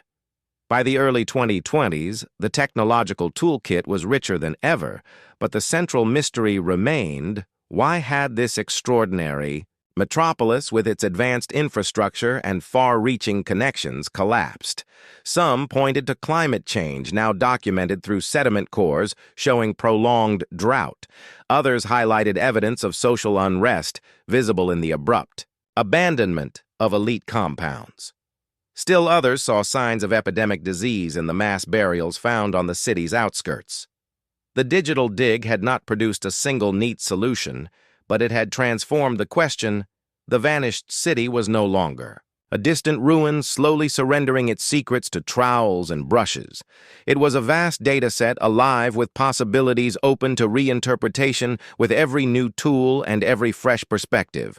And as the technology continued to advance, one tantalizing thought lingered. Perhaps the ultimate discovery, the one that could finally explain the city's fate, was already there, hidden in the terabytes of data, waiting for someone to notice it. For more than a century, the narrative of the vanished city seemed fixed. The story had been told and retold: a grand civilization rises, flourishes, and then collapses, leaving nothing but ruins to puzzle over. It was a tidy arc, the kind that worked. Well, in books and documentaries, self-contained, conclusive, and safely in the past. But then came the discoveries that shattered the comfort of that narrative. The first turning point came not in the city itself, but hundreds of kilometers away. A routine survey using high-resolution satellite imagery revealed faint geometric anomalies beneath dense vegetation. At first, they were dismissed as natural formations, but when archaeologists overlaid the images with known trade route maps, the shapes lined up with uncanny precision. They weren't natural, they were man-made, and their design echoed the architectural footprint of the vanished city. This was the first hint that the city's disappearance might not have been an end at all, that there could be an afterlife of sorts, an unrecorded chapter in which its people or their descendants established new settlements far from the original site. The finding threw a wrench into the idea of a sudden terminal collapse. Then came the artifact. that would ignite a storm of debate. A small, intricately carved tablet found not in the city's ruins, but in a coastal site thought to be entirely unrelated. Its symbols matched those used in the vanished cities, ceremonial inscriptions, yet its style suggested it had been created decades, maybe centuries after the supposed collapse. If authentic, it meant that the city's culture had survived long after its supposed vanishing, preserved or revived in a distant place. The academic community split. Instantly, some embraced the possibility that they had been wrong, that the city's story had been more complex than they'd imagined. Others resisted, arguing that the tablet could have been traded or looted from the original site, but no one could ignore the ripple of doubt it created. What came next was even more unsettling. During a re-examination of skeletal remains stored in a museum archive, since the 1920s, a team conducting isotope analysis discovered that some of the individuals had been born far from the city in regions previously thought to have had no contact with it. This suggested not only that the city had been connected to a far-reaching network, but that people from distant lands were living and dying there in its final years. The image of an isolated insular culture evaporated in an instant. Another turning point emerged from beneath the ground, literally. A deep-core drilling project near the city's main plaza, intended to study ancient agricultural patterns instead, revealed a layer of sediment rich in volcanic ash. The ash's composition matched that of an eruption from a volcano located hundreds of kilometers away. The eruption had been catastrophic, altering weather patterns for years.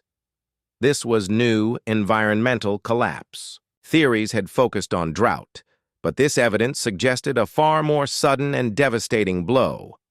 What made this layer even more intriguing was what lay directly above it, a sudden change in construction-style buildings erected after the ash fall were smaller, less ornate, and less structurally ambitious, as if the city's resources or population had been drastically reduced.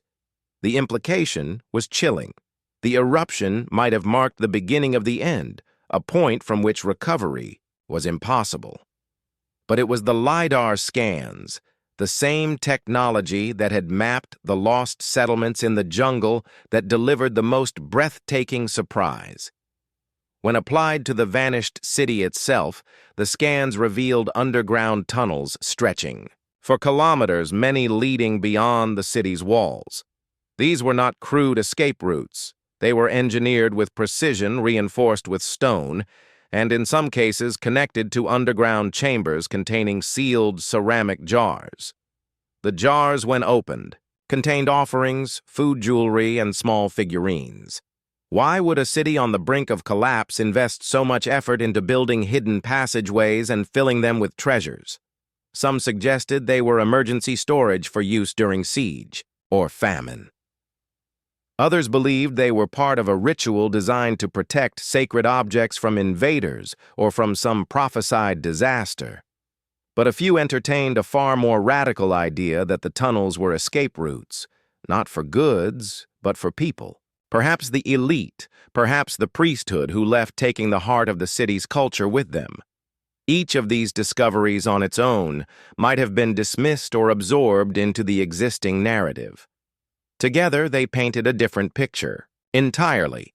Instead of a city that had simply crumbled into dust, we see one responding to a series of escalating crises, environmental, political, possibly even supernatural in the eyes of its inhabitants, a city that may have been actively preparing for departure. What made this so disorienting was the contrast with the before picture we thought we knew. The classic version was one of decline and decay, a passive collapse under the weight of forces too great to resist. The emerging version was dynamic, strategic, and purposeful, a civilization making choices however desperate about its own fate. This was not just a shift in evidence, it was a shift in how historians and archaeologists thought about collapse itself. The new data suggested that what we often call vanishing might in some cases be transformation, a change in form so complete that it appears from a distance to be an ending. The ripple effects of these findings spread beyond academic circles. Media outlets seized on, the revelations framing them as a historical detective story with a twist-ending documentaries were re-edited. Textbooks began to include caveats, and local communities whose oral histories had long claimed that their ancestors came from a city that disappeared found their stories being taken seriously in a way they never had before. Of course, each discovery brought new questions. If the people really had relocated, where exactly had they gone? If the tunnels were for escape, why was there no clear archaeological trace of the mass migration? And if the culture had survived elsewhere, why had it eventually faded there too? The turning point was not the end of the mystery. It was in many ways the beginning of a deeper one. By challenging the old certainties, these clues forced historians to accept a far more complex, layered version of events. They also made one thing undeniable. The vanished city's story was not as simple or as final as we had once believed. It was this moment, this fracture in the narrative that set the stage for the next wave of theories, some of them resurrected from the dusty corners of history, others brand new born of technology and imagination, but all of them had to contend with the same unsettling truth. We were no longer looking at a disappearance. We were looking at a choice.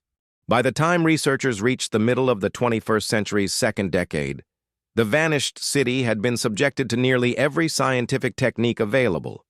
Yet the question that had haunted explorers, archaeologists, and historians for centuries still lingered like an unsolved riddle. Why did it vanish? For generations, the dominant theories had been neatly packaged for textbooks and documentaries: climate collapse, invasion, economic breakdown, religious upheaval.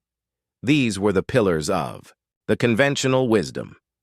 But as new evidence emerged from satellite scans, isotope analysis, and digital reconstructions, many of these long-accepted explanations began to look less like solid conclusions and more like convenient narratives. Theories that once seemed secure were being shaken, and others dismissed for decades started to creep back into the conversation. One of the oldest and most persistent ideas was that the city had been destroyed by war. Early excavators had pointed to toppled walls and burned structures as signs of violent conquest. Over time, however, this theory lost traction. The fires appeared too localized, and the walls might have been brought down by earthquakes or simple decay. Yet LiDAR revealed massive fortifications in previously unmapped areas, as well as a network of watchtowers that suggested a city constantly aware of external threats. Could it be that the war hypothesis had been prematurely discarded? Then there was the plague theory, a grim, shadowy possibility, often ignored because it lacked direct evidence. Without written records or mass graves displaying clear signs of disease, historians tended to leave it in the realm of speculation. But in 2018, residue analysis from skeletal remains revealed traces of bacteria associated with ancient pathogens. It wasn't proof, but it was enough to rekindle the idea that an epidemic might have swept through the city, leaving its infrastructure intact, but its population decimated. The environmental collapse hypothesis had long held a central place in scholarly debate. Core samples from nearby lakes indicated periods of severe drought that could have crippled agriculture. The city's reservoirs and irrigation systems, once thought to be fail-safe, might have been pushed beyond their limits. But new hydrological studies complicated the picture, showing that the city had diversified its water sources more than previously believed. If drought was the trigger, why did other settlements in the region survive it, while this one did not? Some researchers proposed a more insidious explanation: internal political fracture. Isotope data hinted at a remarkably cosmopolitan population drawn from distant regions. While this diversity may have fueled the city's prosperity, it might also have been a source of tension. Competing factions, cultural divisions, and rival elites could have eroded the city's cohesion from within. Supporting, this was evidence of sudden changes in building styles and iconography, suggesting shifts in leadership or ideology. Then there were the theories that sounded more like folklore than history until technology began to give them new life. One involved the abrupt abandonment of ceremonial centers due to a curse or supernatural event as remembered in local oral traditions. While scholars were quick to dismiss these as symbolic tales, residue analysis from one such abandoned complex revealed chemical traces consistent with a sudden massive fire involving unusual materials, possibly linked to ritual activity gone catastrophically wrong. Even more controversial was the hidden migration hypothesis. Instead of perishing in place, some argued the population might have deliberately relocated, perhaps in response to environmental pressure or as part of a planned expansion into new territory. LiDAR scans in distant valleys revealed settlements built in a style eerily similar to the vanished cities, dating to just after its supposed collapse. Were these refugees colonists or splinter groups? The evidence was tantalizing but incomplete. The most unsettling theory of all came from those studying the city's layout and astronomical alignments. While earlier scholarship had emphasized religious connections to the stars, new models showed a disturbing shift in orientation during the city's final decades. Theories ranged from a sudden ideological revolution to a desperate attempt to realign the city with celestial or seasonal cycles in response to crisis. Some went further, speculating that a series of environmental anomalies possibly linked to volcanic eruptions or meteor impacts had thrown the city's agricultural and ritual calendars into chaos. Yet for all the sophistication of modern research, the vanished cities' fate remained suspended between probabilities. Each theory had its advocates and each had fatal gaps. Environmental collapse alone could not explain the suddenness of abandonment. War left too few scars. Plague lacked decisive physical evidence. Migration raised the question of why so few records, even in distant regions, mentioned such a monumental exodus. What became increasingly clear was that the city's disappearance might not have had a single cause.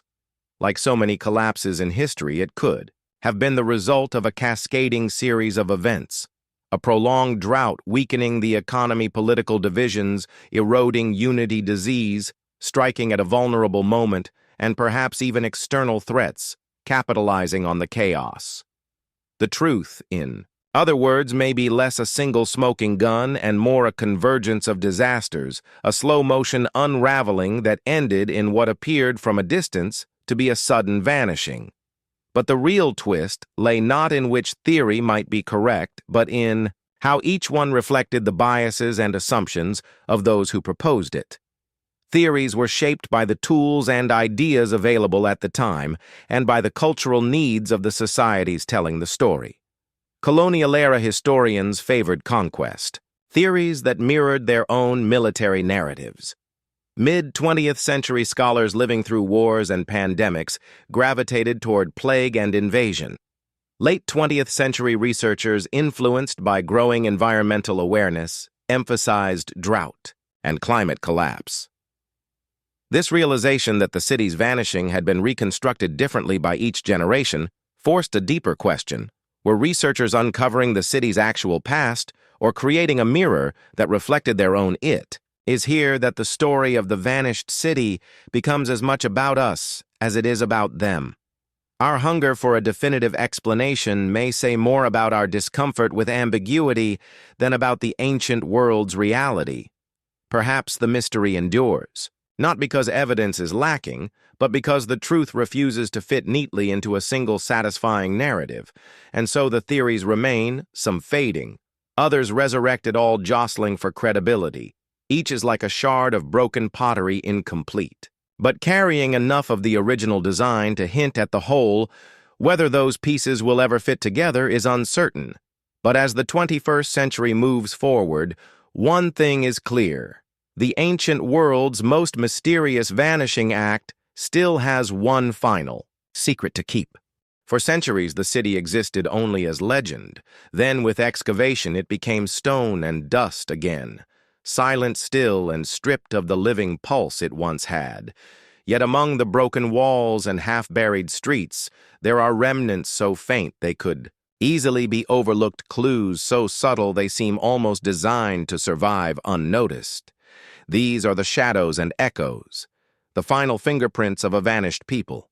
At first glance, they are fragments, a half-erased glyph on a crumbling lintel shards, of pottery whose painted motifs spiral into nowhere, bits of charred wood preserved in layers of compacted soil. Archaeologists catalog them carefully, photograph them, store them in climate-controlled drawers. In reports, they become data points. Ceramic type B3 charcoal sample, C14 dated to 1123 CE. But outside the sterile language of reports, these scraps hold a different kind of weight. They are the last traces of human touch in a place now claimed by silence. One of the most haunting is a single handprint pressed into the wet clay of a brick before it hardened. Found near what is believed to have been the city's northern gate, it is too small to be that of an adult. Was it the child of a laborer playing in the mud? A young apprentice, leaving an unintentional signature on their work. Whoever it was, they lived in the last days of the city, their hand pressed into the wall, even as the world around them was beginning to unravel. Other traces are auditory, though they now exist only in the imagination. Acoustic studies of the city's ceremonial plaza revealed it was designed to carry sound in unusual ways. A whisper at the central altar can be heard clearly at the far edge of the square. Some believe this was an intentional feature. For public rituals, others wonder if in those final days the same design carried more urgent messages, warnings, commands, perhaps even final farewells from one end of the plaza to the other. There are also the botanical traces, seeds preserved in storage jars, some of which belong to plants no longer cultivated in the region, suggest an agricultural knowledge that has since been lost. In one particularly telling find, a sealed jar contained seeds still viable after centuries, when researchers germinated them. The plants that emerged bore subtle differences from their modern relatives, a physical reminder that even species can carry echoes of civilizations long gone. But perhaps the most tantalizing traces are those that lie not in the city itself but far away. In the highlands to the north, in a village that has existed for at least 800 years, there is a festival held every spring. Participants wear masks whose stylized features match those carved into the vanished city's temple. Friezes. When asked where the tradition comes from, locals say only, "From our ancestors who came from the place that disappeared." For decades, anthropologists dismissed this as a romanticized origin myth. Now, in light of recent discoveries, it feels less like fiction and more like an unbroken thread. These echoes are frustrating for historians. They refuse to give a complete picture. They can be interpreted in multiple ways, none conclusive. But that is precisely their power. They force us to imagine, to reconstruct, to fill in the silences with possibility. And there are silences, deliberate ones. In some of the city's last inscriptions, there are intentional erasures, chiseled out names, blank spaces where events should have been recorded. This is not the slow erosion of time, but a purposeful act, as if the people themselves were editing their history before vanishing. The motivation is unknowable. Was it an attempt to protect identities, to erase shame, to ensure that certain knowledge would never fall into enemy hands?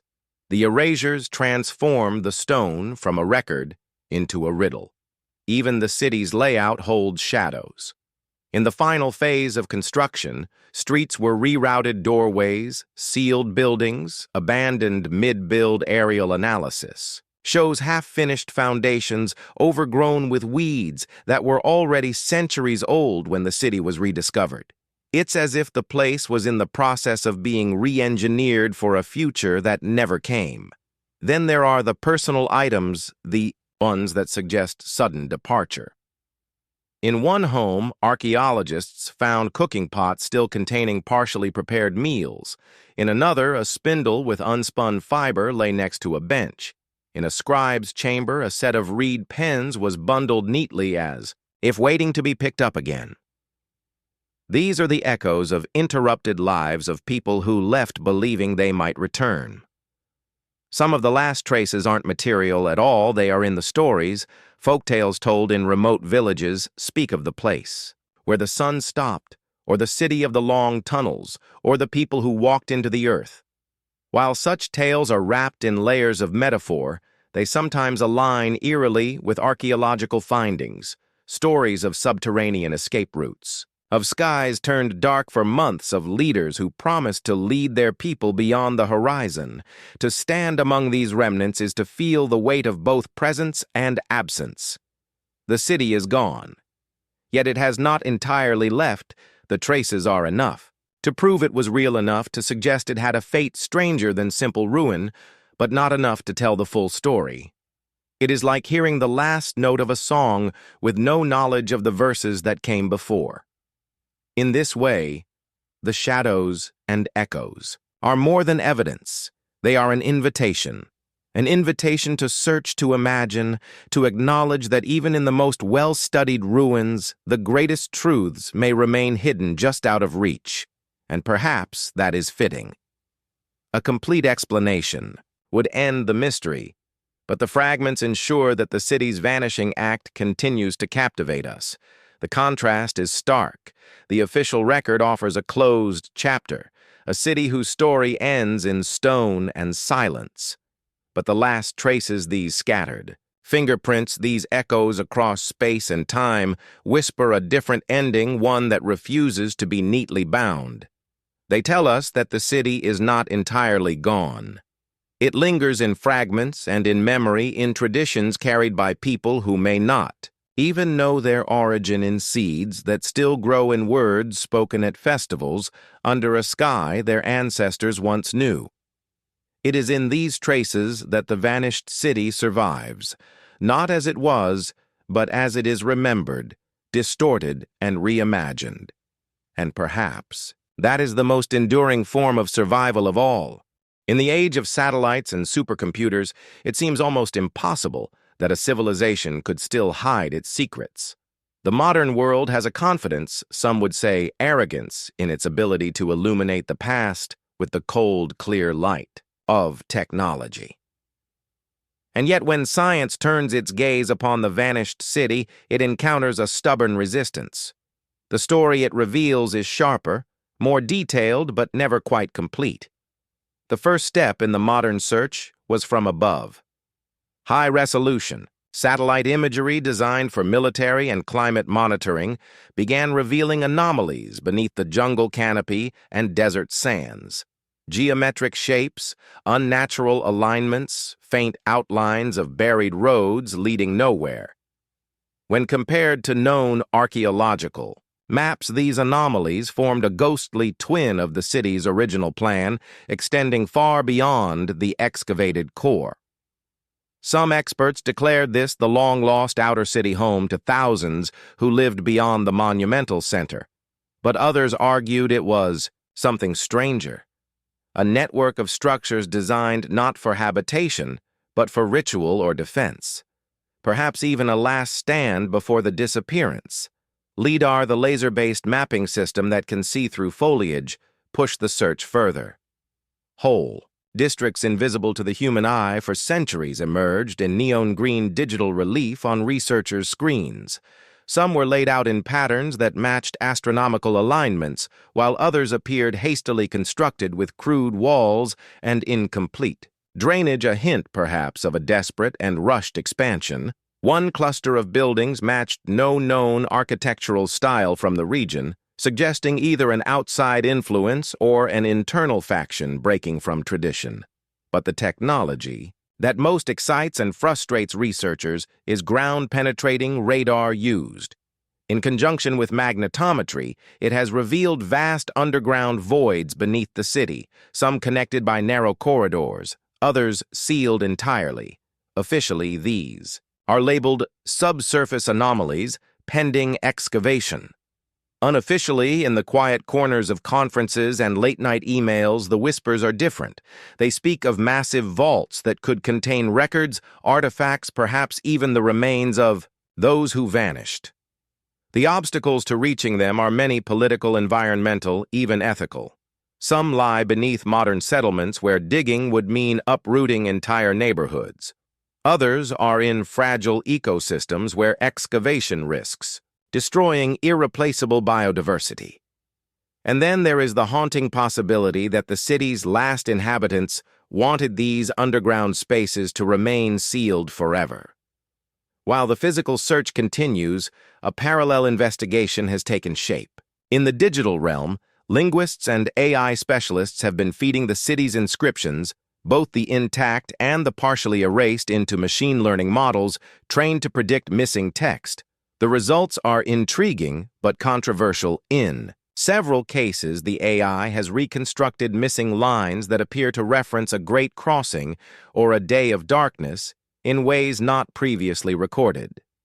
Critics argue the AI is only projecting patterns it expects to find. Supporters counter that these reconstructions align with oral histories from distant regions, traditions that could only have been connected if there was a real shared event. Other researchers turn to climate science for answers. Ice core samples taken thousands of miles away show traces of volcanic ash dating to the approximate period of the city's disappearance. Tree rings in the region suggest a series of years marked by severe drought followed by sudden flooding. The data paints a picture of environmental chaos. But, as with every theory, it doesn't quite close the case. Yes, climate disaster could empty a city, but not always so completely, and not without leaving more evidence of survivors integrating into other regions. Some of the most provocative leads come from outside the traditional boundaries of archaeology. Forensic chemists have analyzed residue from the city's pottery and storage jars, finding traces of plant alkaloids not native to the region. Were these traded luxuries medicinal substances? Or something more ceremonial, perhaps even used in mass rituals during the city's final days? One jar's residue matches plants still used today in distant highland rituals, hinting at a possible migration route for the survivors. Then there are the genetic clues. In recent decades, DNA testing in modern populations has revealed unexpected genetic markers, ones not previously recorded in the region's known historical migrations. These markers match what little ancient DNA could be extracted from burials on the outskirts of the vanished city. Strikingly, they appear in pockets thousands of miles away in communities with no recorded link to the city except in their myths. The tension in the modern search is constant. The more data emerges, the more the mystery deepens. Each technological breakthrough illuminates another corner of the puzzle, but also casts longer shadows. For every anomaly mapped, there is the question of whether to dig or leave it untouched. For every AI-generated translation, the question of whether it reflects truth or machine imagination. For every genetic match, the question of migration or coincidence. What unites all these modern approaches is the sense that the city's vanishing act was not a slow decay, but a sudden pivot, an event planned or at least anticipated by its people. The evidence does not suggest abandonment in panic, but a deliberate movement towards something or away from something in a way that defies our modern understanding of why civilizations collapse. And so the search continues, bridging the cold precision of science with the enduring warmth of legend. The archaeologists and engineers work with the patience of methodical excavation, the storytellers and local elders with the urgency of oral history. Sometimes they clash over interpretation, over priorities, over what should be shared with the public and what should remain sacred.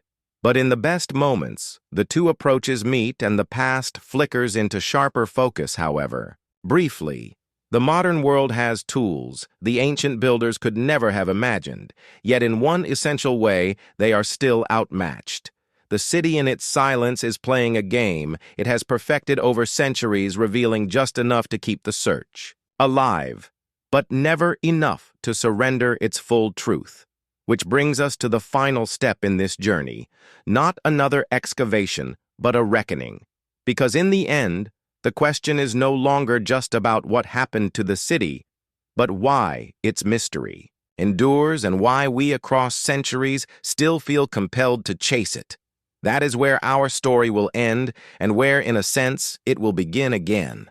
The trail ends where it began, with a silence so vast it feels almost alive. The vanished city stands, or rather lingers in fragments, broken walls, worn steps, symbols fading under wind and rain. The archaeologists trowel, the historians pen the satellites. Unblinking eye, all have reached here, but none have passed through. In the official record, the story is unfinished. Scholars carefully list what is known: the architectural marvels, the trade routes, the dates and artifacts, and then admit with a scholar's careful restraint that the final chapter is missing. The city's fate remains undetermined, a placeholder in human history. But beyond the academic phrasing, the truth is starker. The city chose to keep its secret, whether by design or by circumstance. It withdrew not only from the landscape, but from memory itself, leaving only whispers and puzzle pieces. For the storyteller and for the listener, this is both infuriating and intoxicating. In a world where so much of the past has been unearthed, cataloged and explained here, is something that refuses to be solved. It is the kind of mystery that doesn't just ask for an answer, but for participation. It pulls you in, makes you weigh the theories, makes you imagine walking those last days among the people who knew they were about to vanish. And that is where the contrast between the known and the hidden becomes almost unbearable. We know the city's streets, but not where they led in the end. We know the tools its builders used, but not the purpose of their final construction. We can translate some of its inscriptions, yet the most important words may never have been written down at all. There is also a deeper, more unsettling truth. Perhaps the reason the mystery endures is because it is meant to. The city's people may have understood that vanishing was more than a physical act. It was a statement, a legacy, a way to control how they would be remembered. By leaving gaps in their story, they ensured that they would not be confined to a single narrative. Instead, every generation would remake them in its imagination, weaving their own fears and hopes into the city's absence. This is why even today the city exists in two forms. One is the measurable, mappable site of ruins visible in drone footage and archaeological diagrams. The other lives in the realm of myth, a shifting mirage shaped by storytellers, shaped by you as you watch and listen. The two are bound together, each incomplete without the other. In the modern world, we like to think we are separate from the past, looking back with the detachment of observers. But with this city, the boundary collapses. Its mystery has crossed into our own time, and in searching for its ending, we reveal something about ourselves. Why do we need to know where they went? Why do we fear the idea that they could disappear without a trace? Is it because we sense that the same could happen to us, that in 100 generations our own cities could stand empty, our own records crumbling, our own stories reduced to whispers? The vanished city reminds us that history is not a straight road, but a set of crossings and disappearances. Civilizations do not simply rise and fall. Sometimes they step sideways into a place we cannot follow. And when they do, they leave a kind of gravitational pull, drawing us toward them across centuries. So the search will go on. LIDAR will map more hidden chambers. AI will reconstruct more fragments. Expeditions will unearth more artifacts. Some of these will bring us closer to the truth.